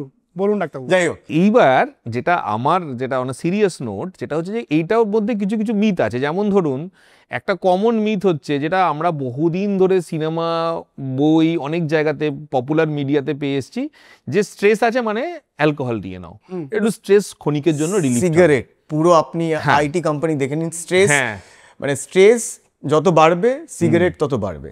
একদম। এইবার যেটা হয় সেটা হচ্ছে যে অ্যালকোহলের ক্ষেত্রে যেটা খুব ক্লিয়ার, সেটা হচ্ছে যে আমরা ওই বিভিন্ন ক্যাটাগরির, অ্যালকোহল একটা এক ধরনের ড্রাগ, সাবস্টেন্স বলুন, ড্রাগ বলুন। তো অ্যালকোহল হচ্ছে আমরা বলি সিএনএস ডিপ্রেসেন্ট, অর্থাৎ মানে নার্ভাস সিস্টেমটাকে কিছুটা চেপে দেয়, ঠিক আছে? এবং তাতে যেটা হয় সেটা হচ্ছে যে কিছুদিন ব্যবহার করলেই, ধরুন আপনি যদি ওটাকে আমরা বলি কোপিং স্ট্র্যাটেজি, আমি একটা ক্রাইসিসে পড়েছি, একটু সিগারেট খেয়ে নিলাম, একটু অ্যালকোহল নিলাম, ওই ক্রাইসিসটাকে, আমি সোশ্যাল ড্রিঙ্কিংয়ের কথা বলছি না, আমি বলছি যে আমি ক্রাইসিসটাকে ম্যানেজ করার জন্য আমি অ্যালকোহল নিচ্ছি, এসকেপ রুট হিসেবে। হ্যাঁ, এটার মানে লং টার্ম, শর্ট টার্ম কোনোভাবেই কোনো গেন নেই। কারণ হচ্ছে যে শর্ট টার্মের মধ্যে যেটা হয়, অ্যালকোহল যেটা ইমিডিয়েটলি করে সেটা যে ঘুমটাকে, মানে যে নর্মাল কোয়ালিটি অফ স্লিপ, যেটাতে লোকে রিফ্রেশড হয়ে যায়, সেই ঘুমটার একদম 12টা বাজিয়ে দেয়। অর্থাৎ আপনি ঘুমিয়ে পড়লেন কিন্তু পরের দিন যখন উঠলেন আপনার ফ্রেশনেসটা সেটা থাকবে না। সুতরাং আপনার ওভারঅল ক্রাইসিসটা থেকে আপনি বাঁচলেন। আপনি তো পরের দিন আপনি চাইছেন যে আপনি ফ্রেশ হন, আপনার কোনো টেনশন ক্রাইসিস থাকবে না, সেটা কখনোই সার্ভড হবে না, প্রথম কথা। দ্বিতীয় কথা হচ্ছে যে লং টার্ম ইউজে, মানে কয়েক মাস যদি ওইভাবে ইউজ হয়, তাহলে অ্যালকোহলের আলাদা করে কিন্তু একটা নর্মাল লোকের মধ্যেও ডিপ্রেশন অ্যাজ অ্যান অসুখ তৈরি করার ক্ষমতা রাখে। অর্থাৎ so called clinical depression chronic alcohol ইউজে, আমরা তো সবাই ভাবি যে লিভার খারাপ হবে ইত্যাদি ইত্যাদি, প্যানক্রিয়াস চলে যাবে, সেগুলো তো ঠিক আছে, কিন্তু মেন্টাল হেলথের ওপরেও কিন্তু অ্যালকোহলের একটা নেগেটিভ এফেক্ট আছে। এবং গাঁজারও, এটা একটু বলুন। গাঁজা নিয়ে এখন ব্যাপার হচ্ছে যে গাঁজা নিয়ে লোকজন ভীষণ এখন মানে অফেন্সিভই হয়ে গেছে। যে গাঁজাতে আমরা যখন বলি যে ধরুন আপনি যে ঠিক আছে তোমার গাঁজাটাকেও তোমাকে বন্ধ রাখতে হবে, কমাতে হবে, কারণ গাঁজাটা এখন সোশ্যালি অনেক বেশি আগের থেকে প্রিভ্যালেন্ট, অ্যাকসেপ্টেবল, যাই বলুন, ডাউন মার্কেট ধরা হতো, হ্যাঁ, কিন্তু এখন এটা অনেক। এইবার গাঁজা নিয়ে যেটা মেজর সমস্যা সেটা হচ্ছে যে কিছু লোক যাদের অ্যাংজাইটি প্রোন, তাদের কিন্তু গাঁজাতে ভীষণভাবে অ্যাংজাইটি, প্যানিক অ্যাটাক এগুলো ট্রিগার হতে পারে, প্রথম কথা। দ্বিতীয় কথা হচ্ছে প্রলংড ইউজে অ্যাক্রস দ্য ওয়ার্ল্ড দেখা গেছে যদি আপনি দীর্ঘমেয়াদী গাঁজা ব্যবহার করেন, কিছু কিছু জেনেটিক চেঞ্জেস থাকলে আপনার সিজোফ্রেনিয়ার মতো সিমটমসও মানে ট্রিগার্ড হতে পারে, যেটা হয়তো আপনি গাঁজা রেগুলার না খেলে হতো না। সবার ক্ষেত্রে নয়, কিন্তু বেশ কিছু পার্সেন্টেজের ক্ষেত্রে এই কাজটা কিন্তু গাঁজা করতেই পারে। কিন্তু এরকম দেখবেন যে প্রত্যেকটা সিনেমাতে দেখায় ল্যাং খেয়েছে, হ্যাঁ, দুঃখ হয়েছে। বসের কাছে ঝাড় খেয়েছে, পরের সিনেই দেখাচ্ছে বসে আছে। এইটা দেবদাসী তো কালচারটাকে করলো। একদম হ্যাঁ, একদম একদম এগুলো সিনেমার হ্যাঁ, হ্যাঁ। তো তো দেবদাসের কাছে মানে ওই উদাহরণটা না নিয়ে ডাক্তারবাবুদের কাছে যেতে পারেন যদি খুব সমস্যায় পড়েন। আচ্ছা ডাক্তার, এই সেলফ ডায়াগনোসিস পেশেন্ট কিরকম আপনারা পান এবং কি কি সেলফ ডায়াগনোসিস তারা এসে শেয়ার করে? সেলফ ডায়াগনোসিস এটা খুব ইম্পর্টেন্ট কথা। অ্যাকচুয়ালি এইগুলো হচ্ছে কিন্তু আবার ওই আমাদের সায়েন্সের বেশি উন্নতির দান আর কি। মানে ধরুন গুগল বলুন, গুগল তো সব জানে, আপনারাও জানেন যে গুগল সব জানে, আমরাও জানি। এইবারে হচ্ছে যে ধরুন আপনি গুগলে গেলেন, ADHD ডায়াগনোসিস টাইপ করলেন, আপনি কিছু একটা স্কেল মতো পেয়ে যাবেন, মানে বেসিক্যালি কিছু প্রশ্ন উত্তর, সেটা আপনি ফিল আপ করলেন, সে বলে দিল হ্যাঁ তোমার হচ্ছে ADHD, তুমি যাও। এবার এইগুলোর বেশিরভাগ ক্ষেত্রেই সায়েন্টিফিক ভ্যালিডিটি থাকে না, প্রথম কথা। দ্বিতীয় কথা হচ্ছে যে এই প্রশ্নগুলো উত্তর দিচ্ছে তার ওই প্রশ্ন দ্বারাতেও তার বায়াসড হয়ে যেতে পারে। ধরুন আমি যদি আপনাকে 10টা প্রশ্ন করি, আপনার কি এটা, আপনি হ্যাঁ মনে হচ্ছে আছে, এটা যার যার নিজের মানে পার্সোনালিটির উপর নির্ভর করে। তো এইরকম আমরা বেশ কিছু পাই, বিশেষ করে ইদানিংকালে, সেটা হচ্ছে ADHD বাচ্চাদের মধ্যে। হ্যাঁ আমার না ঠিক ফোকাসটা নেই, আমি মাঝে মাঝে জোন আউট করে যাচ্ছি। এই যে গ্রুপটা, এরা অনেক সময় বলে আমার না ADHD আছে, আপনি আমাকে ADHD ওষুধ দিন ডাক্তারবাবু, ওইসব ডিপ্রেশন আপনি ভুলভাল ডায়াগনোসিস করছেন, আমার কিন্তু ADHD, ওই জন্যই আমার সারছে না। ঠিক আছে, তো এই একটা গ্রুপ পাই আমরা। আর ডিপ্রেশনের খুব বেশি সেলফ ডায়াগনোসিস অতটা আসে না। আর অনেকে বলে যে আমার একটু পার্সোনালিটিতে মনে হচ্ছে প্রবলেম আছে, সে কিছু প্রশ্ন দেখে ফেকে উত্তর দিয়ে মনে হচ্ছে আমার একটু মুড ফ্লাকচুয়েশন আছে, আমার একটু পার্সোনালিটির প্রবলেম আছে। এগুলো এখন আজকাল পাচ্ছি আর কি। এরা কি আপনাকে ফিস দেয় না নাকি আপনার থেকে চায়? না, থ্যাঙ্কফুলি ফিসটা তো দেয়। তো ডাক্তার এবার আসি, হ্যাঁ এই কিছুক্ষণ আগে আমরা কথা বলছিলাম পলিটিক্যাল কারেক্টনেস আর woke কালচারের কথায়। হ্যাঁ মানে এই যে আমরা আলোচনার ক্ষেত্রেও এই পাগল শব্দটা ব্যবহার করতে খুব ভয় পাচ্ছি, যে দুম করে কেউ একদিন কল আউট করবে যে দেখো এই শব্দটা কেন ব্যবহার করেছে, এর পেছনের কারণটা আমরা জানি না। এক্ষেত্রে আমি কিছু বন্ধু বান্ধবের সাথে বা কিছু আড্ডাতেও আমি দেখেছি যে আগে যত আমরা খুব সহজভাবে মিশতাম, যদিও এখানে একটা থিন লাইন আছে যে কোনটা বুলিং কোনটা ইয়ার্কি। আমরা বড় হয়ে অনেক কিছুকেই হয়তো আমরা বুলি করে ফেলেছি, আমার কনফেস করতে আপত্তি নেই, যেটাকে আমরা ইয়ার্কি হিসেবে ধরতাম। কিন্তু এখন আমি দেখেছি অনেক কিছু ইয়ার্কিই থাকে কিন্তু সেটাকে বুলি হিসেবে কল আউট করা হয়। তো এই যে একটা ঘাটা পলিটিক্যাল কারেক্টনেস, সেটা কি এই যে মানুষের সাথে যে আগে খুব সহজভাবে মিশতো, সহজভাবে কথা বলতো, একটা কথা বলার আগে 10 বার ভাবছে, 20 বার ভাবছে, ওর এই জায়গা হার্ট করে ফেলবে না তো? এই যে এই সময় দাঁড়িয়ে এই woke কালচার, পলিটিক্যাল কারেক্টনেস এবং একজন মানুষ আরেকজন মানুষকে কি বলবে বলার আগে যে এই যে 10 বার ভাবছে, ওভার থিঙ্কিং, এটা আদতে মানুষকে কোন জায়গায় নিয়ে যাচ্ছে? এইটা না বলা খুব ডিফিকাল্ট। ধরুন আগে যেরকম ছিল, যেটা আমি বললাম, ধরুন পেরেন্টিং, ট্রমা, এই সব ডেফিনিশনগুলোই আমরা যেটা দেখতে পাচ্ছি যে এতগুলো কালচার মিশ খাচ্ছে না, এই বিশেষ করে ইন্টারনেট, সিনেমা, বই, লোকজন হঠাৎ বলতে শুরু করছে না এটা বলা যাবে না, এটা করা যাবে না।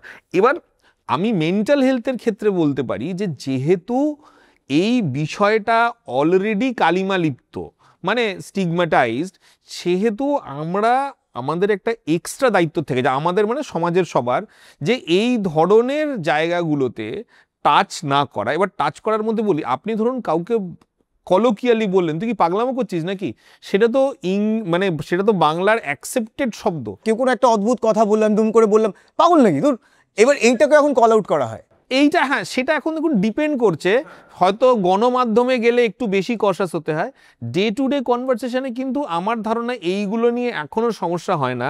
যেটাতে আমি ধরুন অ্যাজ আ সাইকিয়াট্রিস্ট আমি কোনটাতে বারণ করব, ধরুন মানে কেউ একজন মেন্টাল ডিসঅর্ডার একজন যার আছে, তাকে মানে স্পেসিফিক্যালি স্টিগমাটাইজ করছে, ধরুন বলছে ধর ও তো পাগলা, ওর তো মনে জোর নেই, এই টাইপের, সেগুলোই আমরা স্ট্রিক্টলি বারণ করি।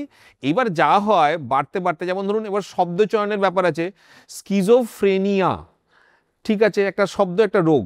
এইবারে আপনি যদি ইংলিশ ওয়েস্টার্ন লিটারেচার দেখেন, একদল বললো যে স্কিজোফ্রেনিক বলা যাবে না, কারণ হচ্ছে তার মানে তুমি ওকে স্টিগমাটাইজ করছো। এবার এইগুলো মানে প্লাস মাইনাস অনেক, আমরা যখন সাইন্টিফিক লিটারেচারে কেউ যদি বলে একটা রিসার্চ পেপার লেখে, স্কিজোফ্রেনিক পেশেন্টস লেখা যাবে না, লেখাতে হবে পেশেন্টস উইথ স্কিজোফ্রেনিয়া।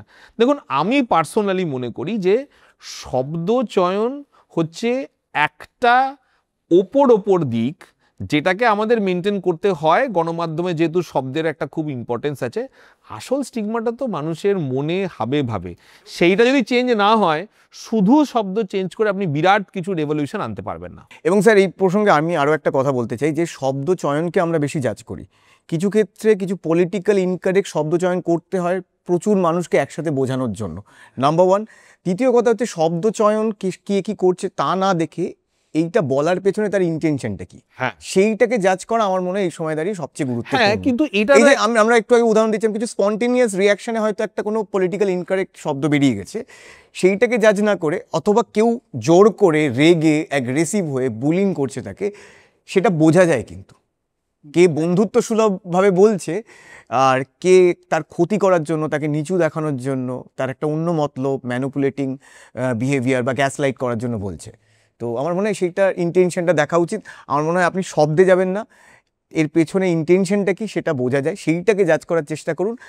আর কিছু ক্ষেত্রে তো আমি বললাম যে বহু মানুষকে একসাথে বোঝানোর জন্য কিছু হয়তো পলিটিক্যাল ইনকারেক্ট শব্দ আমাদের ব্যবহার করতে হয়। আরেকটা জিনিস হচ্ছে যে আমি মনে করি যে এখন এই যে এত লোকের পারসেপশনগুলো চেঞ্জ হয়ে যাচ্ছে, যে আপনার যদি মনে হয় যে আমি এই কথাটা বললে মানেই সে আমাকে ভাববে যে আমি বুলিং করছি। আমরা তো খুব কমনলি কলেজে ছিল না, চল আজকে একটু বসে একটু চাটাচাটি করা যাক, বা যে একটু বেশি চাটাচাটি করে সে বেশ পপুলার গ্রুপের মধ্যে, আর যে সবচেয়ে উইক তাকে সবাই চাইবে। হ্যাঁ, এইবারে যেটা প্রবলেম সেটা হচ্ছে যে ধরুন এখনকার দিনে যেটা করতে হবে সেটা হচ্ছে ধরুন যে ওইটা পছন্দ করছে না, হয়তো তাকে বাদ দিয়ে একটা সার্কেল করতে হবে। কারণ মানে আলটিমেটলি সে যদি বলে যে তার চয়েস যদি আছে, বা সে যদি বলে আমি পছন্দ করছি না, আগেও তো যদি পছন্দ না করলো মানে তাকে আরো অ্যাটাক করা হলো, এখন হয়তো সেই জায়গাটা ডেফিনেটলি একদম একদম একদম যে পছন্দ করছে না বা এক্সপ্রেস করছে তার খারাপ লাগছে, সেইটাকে রেসপেক্ট করুন। বাকি তো বন্ধু বান্ধবের মধ্যে একটু মজা চাটাচাটি আগে কিন্তু, হ্যাঁ, আগে কিন্তু ওটাও ছিল না। আগে ইনফ্যাক্ট কনসেপ্টই টার্গেটই ছিল যে বেশি অপছন্দ করবে বা যেরকম হয় যে রাখবে তাকেই তো আমি রাখাবো, সেটা তো রিইনফোর্স করে না বিহেভিয়ারটাকে। আচ্ছা, মানুষের মধ্যে অনেক রকম ম্যানিয়া আছে, বিভিন্ন রকম ম্যানিয়া। কিরকম মোস্ট কমন ম্যানিয়াক এইরকম কিরকম লোক দেখতে পান? হ্যাঁ, এবারেই বলি, ম্যানিয়া বলতে কিন্তু আমাদের সাইকিয়াট্রির ভাষায় ম্যানিয়া হচ্ছে বাইপোলার ম্যানিয়া, যেটা আপনাদের বললাম যে একটু বেশ উত্তেজিত হয়ে যাবে, বেশি প্রফুল্লিত হয়ে থাকবে, সেটা একটা। আর কমনলি এই ম্যানিয়া শব্দটা কমনলি ইউজ হয় হচ্ছে বাতিকের জায়গাতে, তো মানে আপনি যেই সেন্সে জিজ্ঞেস করতে চাইছেন। তো এরকম ধরুন আগে এরকম আমাদের বই বলা হতো পাইরোম্যানিয়া, অর্থাৎ যে তার আগুন জ্বালিয়ে দেবে কোথাও, মানে আগুন জ্বালিয়ে সে আনন্দ পাচ্ছে। এইরকম ট্রাইকোটিলোমেনিয়া বলে একটা আছে, সে খালি নিজের চুল তুলতে মানে পছন্দ করে আর কি, মানে মানে সে যখনই স্ট্রেসে থাকে তার মাথার চুল ইয়ে করছে।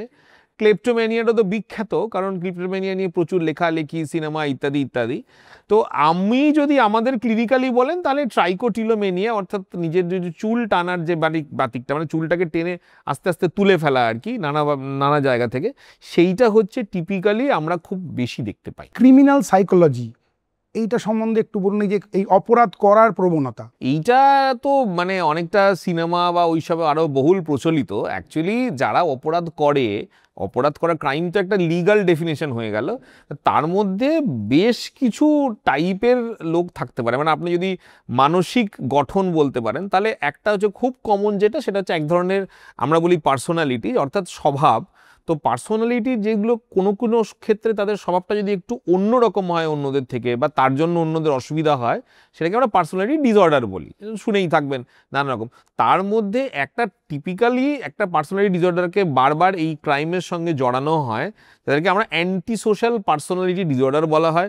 তার নামটার মধ্যেই বুঝতে পারছেন যে নামের মধ্যেই দিয়ে দেওয়া আছে অ্যান্টি সোশ্যাল পার্সোনালিটি ডিসঅর্ডার।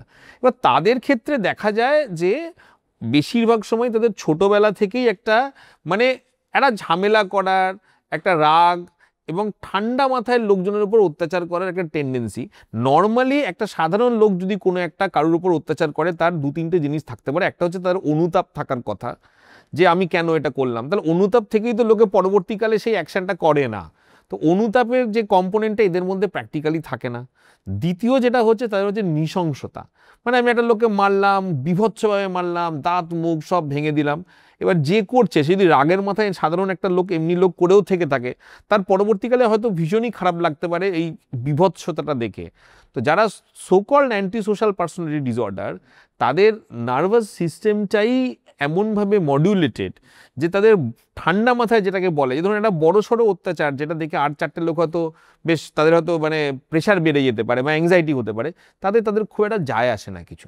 মানে ব্লাড দেখছে বা একটা লোকের হয়তো মুখ থেতলে গেছে, মেরেছে, তো সেই জন্য তারা অনেক ঠান্ডা মাথায় অনেক বেশি করতে পারে। তো এই একটা গ্রুপ আছে যারা খুব কমনলি ক্রাইমের সঙ্গে যুক্ত। এছাড়া হচ্ছে ক্রাইমের সঙ্গে ধরুন আপনি হঠাৎ করে কিছু করে ফেলছেন, আমরা যেটাকে বলি ইম্পালসিভ, ঝোঁকের মুখে করে ফেলা। এই ইম্পালসিভিটিটা কিছুটা অ্যান্টি সোশ্যালদের মধ্যে থাকে। আবার আমরা সেই সোকল্ড বাইপোলার বললাম, ধরুন এটা খুব বাইপোলারের একটা স্টেজে গেছে, তখন তার সঙ্গে যদি কারোর ঝামেলা হচ্ছে তখন সে ক্রিমিনাল অ্যাক্ট করে ফেলতে পারে। কিছু রেয়ার কেসে ধরুন স্কিজোফ্রেনিয়া আছে, এবার ধরুন সে কিছু ভয়েস শুনতে পাচ্ছে যে এই লোকটা তোমাকে কন্টিনিউয়াস ডিস্টার্ব করছে, এবং ভয়েসগুলো খুবই ডিস্টার্বিং এবং ডিস্ট্রেসিং হয়, যে ও তোমার বিরুদ্ধে ষড়যন্ত্র করছে ইত্যাদি ইত্যাদি। কোনো একজন হয়তো তার মানে পড়শির ব্যাপারে বলল, এবারে হয়তো সেই হ্যালুসিনেশনটা তার কাছে এতটাই সত্যি মনে হলো, সে হয়তো রাগের বশেই গিয়ে তাকে একটা মার্ডার বা কিছু করে দিল। এটা কিন্তু খুব কমন নয়। আমি বারবার একটা কথা বলার চেষ্টা করি যে লোকে সাধারণত সোকল্ড মেন্টাল পেশেন্টদের ভয় পায়, বা সাইকোটিকদের তো লোকে ভয় পায়, ভাবে আমাকে মেরে দেবে, আমার ক্ষতি করে দেবে। অ্যাকচুয়ালি দেখা গেছে যে তারা যতটা না সাধারণ লোকের উপর ভায়োলেন্স করে, সাধারণ সোকল্ড নর্মাল লোকেরা ভায়োলেন্সের শিকার তারা অনেক বেশি হয়, প্রবাবলি বিকজ অফ ফিয়ার বা যাই হোক। তো অর্থাৎ coming back to criminal psychology, anti social personality disorder, কিছু ক্ষেত্রে সাইকোসিস বা রেয়ারলি, এবং কিছু কিছু ক্ষেত্রে দেখা যায় যে আমরা যেটা দেখতে পাই যে হয়তো সিজোফ্রেনিয়া হলো, বা অনেক সময় এই এডিএইচডি বলি, যেটা বলি না, attention deficit hyper activity disorder, মানে তাদের মন খুব চঞ্চল থাকে, তারাও কিন্তু তাদের একটা টাইপ হয় যারা খুব ইম্পালসিভ হয়। তারাও অনেক সময় ইম্পালসিভলি তারা কিছু কিছু ক্রিমিনাল কাজ করে ফেলে বা ক্রিমিনাল অ্যাক্ট করে ফেলে। আর রেয়ারলি আমরা এক ভ্যারাইটি, একটা খুব রেয়ার ভ্যারাইটির মধ্যে আমরা ধরুন অ্যাসপারজার ডিসঅর্ডার বা হাই ফাংশনিং অটিজম বলা হয়। মানে অটিজম তো একটা অসুখ, তাদের একটা সমস্যা, তার চিকিৎসা, সেটা তো ঠিক আছে। হয়তো রেয়ার কিছু কিছু ক্ষেত্রে তাদের মেন্টাল মেকআপটা এমন থাকে যে তাদের মধ্যে অনেক সময়ই দয়া মায়ার মানে পার্টটা একটু কম থাকে, মানে সোশ্যাল ইন্টেলিজেন্সটা কম থাকে। তো সেই জন্য একটা লোককে আমি কতটা জোরে মারলে বা কতটা জোরে হার্ট করলে যে সে কতটা কষ্ট পেতে পারে, তাদের এই সেন্সটা থাকে না। তারা কিন্তু যদি ক্রাইম করে বা কোনো ক্রিমিনাল অ্যাক্টিভিটি করে, তারা কিন্তু অনেক সময় মাত্রাতিরিক্তই করে ফেলতে পারে। খুব কমন নয়, কিন্তু এটা হতে পারে। আর সবসময় মনে রাখবেন, তার যা পার্সোনালিটি গঠন থাকুক আর যাই থাকুক, বেশিরভাগ ক্রিমিনাল অ্যাক্ট কিন্তু সবসময় সাপোর্ট হয় হচ্ছে অ্যালকোহল, গাঁজা, এই ধরনের জানা। কারণ আপনি যতই আপনার মানসিক গঠন যতই বিভৎস হোক, কিছুটা একটা ভেতর থেকে একটা চেক মেকানিজম কাজ করে, আমি এটা করছি, এটা ঠিক করছি, যদি ধরা পড়ি ইত্যাদি ইত্যাদি। অ্যালকোহল কিন্তু ওই জায়গাটাকে ডিজলভ করতে খুব সাহায্য করে। অর্থাৎ ওই মোমেন্টের বাধাটাকে অতিক্রম করার জন্য একটুখানি আমার মধ্যে অ্যাগ্রেশন ছিলই, আমি একটুখানি ভালোভাবে একটুখানি অ্যালকোহল নিয়ে নিলাম, নিয়ে এবার আমি ক্রাইমটা করতে গেলাম। ইম্পালসিভ অ্যাক্ট বলছিলেন, হঠাৎ করে একটা করে ফেললাম, ঝুঁকের মধ্যে করে ফেললাম, ঠিক আছে। কিন্তু এই যে সিরিয়াল কিলার্স আমরা শুনি বহুবার খুন করছে, কোল্ড ব্লাডেড মার্ডার, মানে একদম পুরো কোনো হাসতে হাসতে মেরে দিল, বেশিরভাগ হচ্ছে অ্যান্টি সোশ্যাল পার্সোনালিটি ডিসঅর্ডারই আছে তাদের মধ্যে। এরকম পেশেন্ট পান? দেখুন, ব্যাপার হচ্ছে যে অ্যান্টি সোশ্যাল যে পার্সোনালিটি থাকে তাদের ক্ষেত্রে তো নিয়মই, মানে ধরুন মানে মানসিক সমস্যা আপনার যাই থাকুক, আপনি যদি লটাকে ব্রেক করেন, আপনি যদি নিয়ম ভাঙেন, আইন ভাঙেন, এবং আইন ভাঙার সময় আপনার যদি এই মেন্টাল মেকআপ থাকে যে আমি যেটা করছি সেটা অপরাধ, আমার সে ব্যাপারে জ্ঞান আছে, তাহলে ল আপনাকে শাস্তি দেবেই। এবারে কিছু ক্ষেত্রে হচ্ছে ডিফেন্স লয়ার বা অন্যান্যরা প্রুফ করার চেষ্টা করে যে সে যখন ওই একটা করেছে তখন তার মেন্টাল মেকআপটা এমন ছিল না যে সে বুঝতে পারে যে এটা ক্রাইম কি ক্রাইম নয়। সেই সময় আমাদের কাছে কোর্ট বা ইয়ের থেকে আমাদের কাছে ইভ্যালুয়েশনের জন্য পাঠায়। তখন আমরা আমাদের যে টিম রয়েছে, সঙ্গে ক্লিনিক্যাল সাইকোলজি রয়েছে, আমরা সঙ্গে একসাথে বসে আমরা একটা সাইকোমেট্রিক টেস্ট রয়েছে, ক্লিনিক্যাল ইন্টারভিউ আছে, এইসবের মাধ্যমে আমরা একটা মোটামুটি পিকচার তৈরি করার চেষ্টা করি যে অ্যাকচুয়ালি তার মেন্টাল স্টেটটা কী ছিল।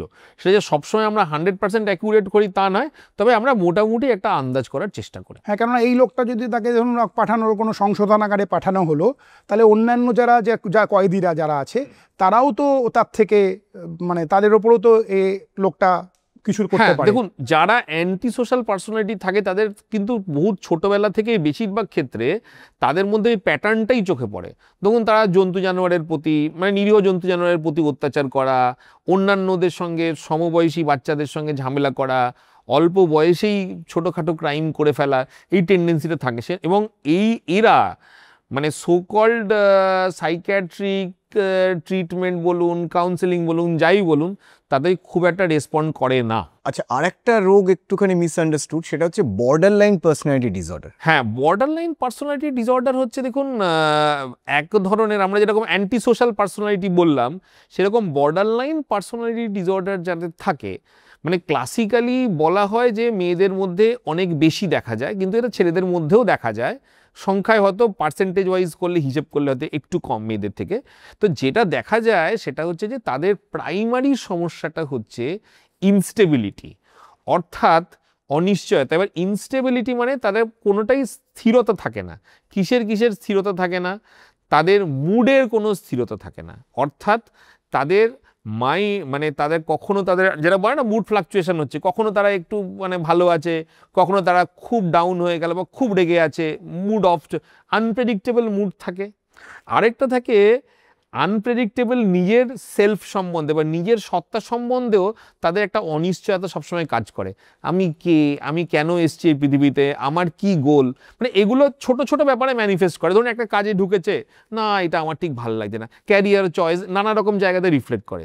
আরেকটা ইনস্টেবিলিটি যেটাতে রিফ্লেক্ট করে সেটা হচ্ছে রিলেশনশিপ। এই যে আমার সবসময় মনে হয় যে আমি একটু আনস্টেবল, আমার বোধহয় সঙ্গে একটা কেউ হলে ভালো হতো। এবার ধরুন রিলেশনশিপে যখন তারা যাচ্ছে, তখন কিছুক্ষণের জন্য বা কিছু সময়ের জন্য তাকে পুরো একেবারে মানে আইডল বানিয়ে ফেললো, মানে তার কোনো কিছুই তার ভুল হতে পারে, সে একেবারে তাকে একদম উচ্চাসনে বসিয়ে দিল। তারপরে সামান্য হয়তো তার কিছু ছোটোখাটো ব্যাপার নেগেটিভ মনে হলো, তাকে দুম করে একেবারে মাটিতে নামিয়ে দিল। আমরা বলি আইডিয়ালাইজেশন অ্যান্ড ডিভ্যালুয়েশন। তো এদের বেসিক সমস্যা বা যেটা দেখা যায় সেটা হচ্ছে যে নিজেদের সম্বন্ধে ধারণাতে অনিশ্চয়তা রয়েছে বা অস্থিরতা রয়েছে বা স্টেবিলিটি নেই, রিলেশনশিপের ক্ষেত্রেও স্টেবিলিটি নেই এবং মুডের ক্ষেত্রেও স্টেবিলিটি নেই। এবং এই এতখানি ঝামেলার মধ্যে দিয়ে গেলে তারা মাঝে মাঝেই এই ধরুন নিজের সত্তা কি, নিজের কি অবস্থা, তারা অনেক সময় এইগুলোর জন্য তারা নিজেদের হার্ট করে। ধরুন হাত কাটলো কেউ, মানে কেউ অনেক সময় অনেকে ওভারডোজিং করে পিলসের। বেশিরভাগ সময়ে কিন্তু তাদের এই যে মুড ফ্লাকচুয়েশনটা আছে সেইটাকে কন্ট্রোল করার জন্য তারা এই ধরনের বিহেভিয়ার করে। তারা যে কখনোই সুইসাইড করতে পারে না বা কিছু, তার কোনো মানে নেই, কিন্তু তাদের এই ধরনের সেলফ ইনজুরিয়াস বিহেভিয়ার, নিজেকে আহত করার ধরনের বিহেভিয়ার, সেইগুলো কিন্তু খুব কমন। এবং তারা সেটা করে প্রাইমারিলি হচ্ছে যে একটা মেসেজ দেওয়ার জন্য যে আমি ভালো নেই, আমরা যেটাকে বলি ক্রাই ফর হেল্প, মানে সেটাই তারা চেষ্টা করে আর কি। মানে বেশ মানে আমি বলবো যে বেশ ঝোড়ো ক্যারেক্টার হয় তারা, মানে বেশ আপনি যেখানেই যাবেন বা যে কোনো রিলেশনশিপের মধ্যেই তাদের খুব এত আপস ডাউনসের মধ্যে দিয়ে যায় যে তারা বেশ মানে মোটামুটি নোন এবং ফোকাসে থাকে। বয়স্ক লোকেদের একটা মানসিক মানে অনেক বছর চাকরি করেছি, তারপরে রিটায়ারমেন্টে বা অনেক শরীরের অসুস্থতার জন্য একটা মানসিক ভারসাম্য মোটামুটি একটু বিঘ্নিত হয় এবং একাকিত্ব। তো এই যে জেরিয়াট্রিক এই মেন্টাল হেলথ কীরকম পেশেন্ট দেখেন আপনারা? প্রচুর। ইনফ্যাক্ট এখন আপনারা যদি এই ধরুন, আপনি যারা অনেকে বলে না, কথায় কথায় বলে যে ধরুন সল্টলেক নিয়ে অনেকেই বলে যে একটা মোটামুটি অনেকে বলে বৃদ্ধাশ্রমে পরিণত হয়েছে, কথা বলতে গিয়ে বলে। হ্যাঁ, কারণ হচ্ছে যে মানে সেখানে দেখা যাচ্ছে যে বহু ক্ষেত্রে তাদের ছেলেপেলেরা বাইরে চাকরি করছে, বাবা মা রয়ে গেছে এবং অনেকেই দেশের বাইরেও গেছে, এবারে তারা রয়ে গেছে। মানে আমাদের বলার উদ্দেশ্য হচ্ছে যে একটা আরবান সোসাইটিতে যত সময় যাচ্ছে দেখা যাচ্ছে টিপিক্যালি ফ্যামিলিতে পপুলেশনটা কমছে বা বেশি বয়সে গিয়ে লোকজনের বাচ্চা কাচ্চা হচ্ছে, আর লোকের লংজিভিটিও বাড়ছে চিকিৎসার জন্য। সেই জন্য ওল্ড এজের পপুলেশনটা কিন্তু তুলনামূলকভাবে আস্তে আস্তে বাড়ছে। তো এই যে ইনক্রিজ জেরিয়াট্রিক পপুলেশন, তাদের রোগ, তাদের মেন্টাল হেলথ সব কিছুই কিন্তু এখন বেশি করে ফোকাসে আসছে। এবং তার একটা বড় কারণ হচ্ছে যে সে মোটামুটি বেঁচে আছে বলেই তো তার মেন্টাল হেলথটা নিয়ে আলোচনা হচ্ছে। আমাদের লংজিভিটি আমাদের চিকিৎসার জন্য বা যে কারণেই হোক বেড়ে গেছে। এখন এদের মেন্টাল হেলথের জন্য যে কারণগুলো বলা হয়, একাকিত্বটা তো আমরা সবাই বুঝতে পারি, মানে কমন সেন্সের মতো, কেউ নেই, আগে ছিল, এখন সাপোর্ট নেই, ডেফিনেটলি এরা একাকিত্বটাকে আমি অস্বীকার করছি না। অনেকগুলো তার সঙ্গে আরও কারণ আছে। একটা কারণ হচ্ছে ধরুন এই যে আমরা বলি না যে বয়স হলে হার্টের সমস্যা হয়, হার্টের মানেটা কি, আপনার যেখান থেকে ব্লাড ভেসেলগুলো যাচ্ছে এবার সেটা তো ব্রেনেও রয়েছে। এবার অনেকের স্ট্রোক হয়, এবারে সব স্ট্রোকের জন্যই তো আপনার হাত পা পড়ে যাচ্ছে না।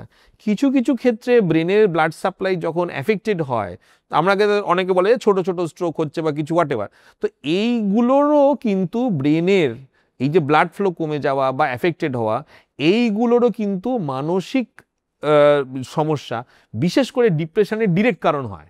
অর্থাৎ ভ্যাসকুলার রিজনস ফর ডিপ্রেশন, একাকিত্ব যেটা বললেন সেটা।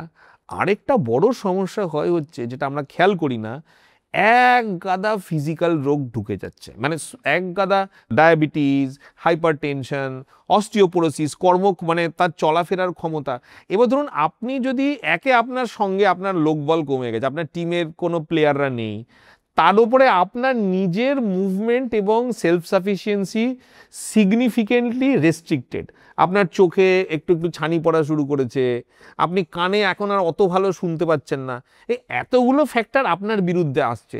তার মধ্যে আবার মানে গভর্নমেন্ট অ্যাক্রস দ্য কান্ট্রি বলছে যে ডিজিটাল হয়ে যাও, ডিজিটাল হয়ে, আপনি ভালো চোখেই দেখতে পাচ্ছেন না, এদিকে আপনাকে মোবাইলে ট্রানজাকশন করতে হচ্ছে।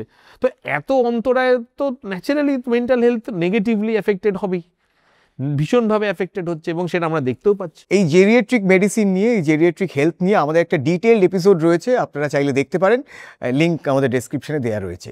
আচ্ছা ডাক্তারবাবু, এই যে এখন সবাই মোটিভেশনাল স্পিকার, হ্যাঁ, এরা আপনাদের চিকিৎসায় কতটা হেল্প করছে? বলা খুব মুশকিল, তবে লাইফ কোচ, হ্যাঁ লাইফ আপনি মোটিভেট করতে যান না? পারি না হয়তো। এখন ব্যাপার যেটা হচ্ছে সেটা হচ্ছে যে শুধু মোটিভেশনাল স্পিকার নয়, মানে আমাদের সময় সোকল্ড বলা হতো যে ফুটবলের সম্বন্ধে ভোকাল টনিক, পিকে ভোকাল টনিক দিল, টিম দৌড়লো খেলতে। তো বেসিক্যালি মোটিভেশনাল স্পিকার বলুন, এগুলো কর্পোরেটের জন্য আরও বেশি বিখ্যাত হয়েছে। তো মোটিভেশনাল স্পিকার, লাইফ কোচ, এই টাইপের যত রকমের সোকল্ড মেন্টাল হেলথের অ্যাসোসিয়েটেড প্লেয়ার্স রয়েছে, হ্যাঁ, বা স্টেক হোল্ডার্স আছে, তাদের ক্ষেত্রে তাদের প্রাইমারি অ্যাকসেপ্টেবিলিটিটা হচ্ছে যে আপনাকে কোনো স্টিগমা নিয়ে ডিল করতে হচ্ছে না। আমার মোটিভেশন সবার লাগতে পারে, আমিও গেছি ওর কাছে মোটিভেশন, আর আমি মোটিভেশনাল স্পিকার, সেজন্য আপনাকে সাইকিয়াট্রিস্ট বা সাইকোলজিস্টের স্টিগমাটা বা কলঙ্কটা আপনাকে বহন করতে হচ্ছে না, কারণ আপনার কাছে তো মোটিভেশন নিতে এসছে। তো স্টিগমাটা অ্যাভয়েড করার জন্য এই গ্রুপটার একটা ইম্পর্টেন্স খুব বেশি। সায়েন্টিফিক্যালি প্রবলেম যেটা, সেটা হচ্ছে যে আপনি একটা লোককে যতই উদ্বুদ্ধ করুন, তার যদি একটা ওই সোকল যেটা বললেন ক্লিনিক্যাল ডিপ্রেশন বা আমরা ডিপ্রেসিভ ডিসঅর্ডার বলি, সে তার একটা যথেষ্ট স্ট্রং বায়োলজিক্যাল এবং সাইকোলজিক্যাল বেসিস আছে।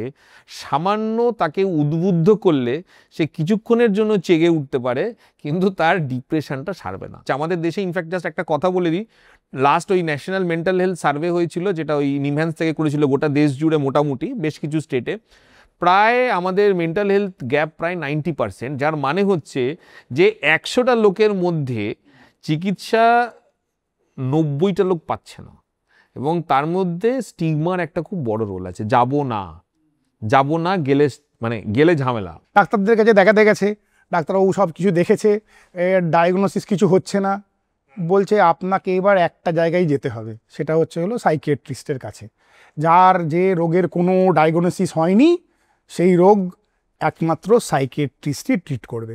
আপনার কাছে এরকম পেশেন্ট আসে? হ্যাঁ, ইনফ্যাক্ট যার মানে বহু ক্ষেত্রে হয়, ধরুন যার আপাত দৃষ্টিতে যার সিমটমগুলো হচ্ছে, ধরুন কোনো লাংসের মনে হতে পারে, হার্টের, যেমন আমি একটা খুব কমন এক্সাম্পল দিই, ধরুন প্যানিক ডিসঅর্ডার, প্যানিক অ্যাটাক আপনারা সবাই জানেন, হঠাৎ করে বুক ধরফর করে উঠলো, মনে হলো যে আমি বুঝি মরে যাবো, একটা কারণ দম বন্ধ হয়ে আসছে, আমি কার্ডিওলজিস্টের কাছে গেলাম রাত্রিবেলা এমার্জেন্সি, বললো না তোমার কিছু হয়নি, ঠিক আছে। এবার ব্যাপার হচ্ছে যে টেস্ট করা হলো, টেস্টে দেখা গেল যে তার কোনো হার্টের সমস্যা নেই, এতটা পর্যন্ত ঠিক আছে।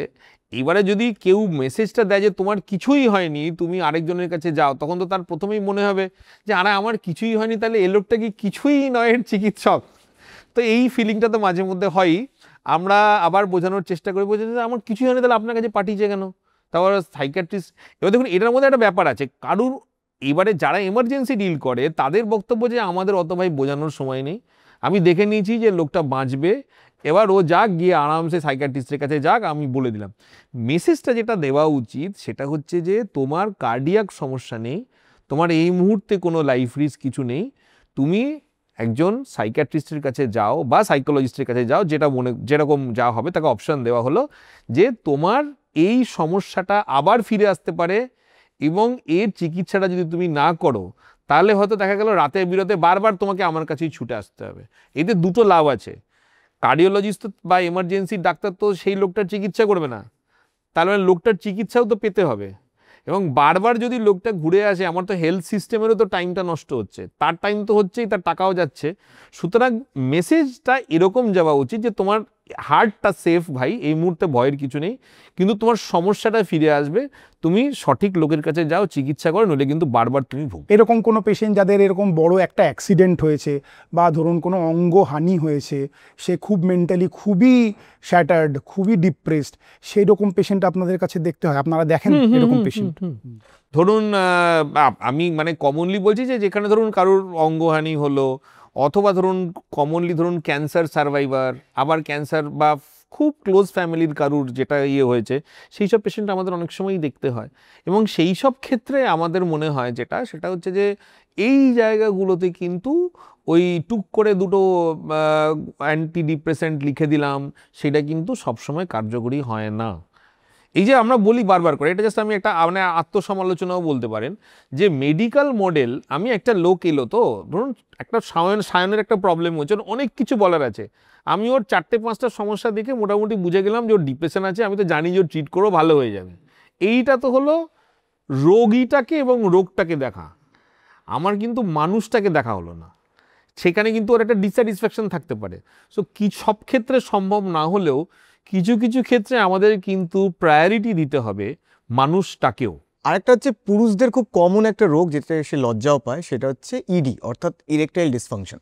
এটার একটা পার্ট হচ্ছে বায়োলজি, আর একটা বড় পার্ট হচ্ছে সাইকোলজি। যখন একজন ডাক্তার টেস্ট করে দেখতে পায় যে তার বাকি সব কিছু ফাংশনস ঠিক আছে, তখন যে তাকে সাইকিয়াট্রিস্টের কাছে পাঠানো হয়, বা এই যে সাইকোলজিক্যাল ইরেকটাইল ডিসফাংশন, সেটা আপনারা কিভাবে ট্রিট করেন? এর দেখুন প্রাইমারিলি আমরা যেটাকে করবার চেষ্টা করি সেটা হচ্ছে যে এ তো একাধিক সাইকোলজিক্যাল মেথডস রয়েছে, সেন্সেট ফোকাস টেকনিক, সেগুলো অনেক ডিটেলড ব্যাপার আছে, কিন্তু একাধিক সাইকোলজিক্যাল টেকনিক এর জন্য আছে অ্যাপ্রুভড, এবং তার সাথে ওষুধ যেগুলো আমরা দিই, প্রাইমারিলি আমরা চেষ্টা করি পারফরমেন্স অ্যাংজাইটিটাকে টার্গেট করতে।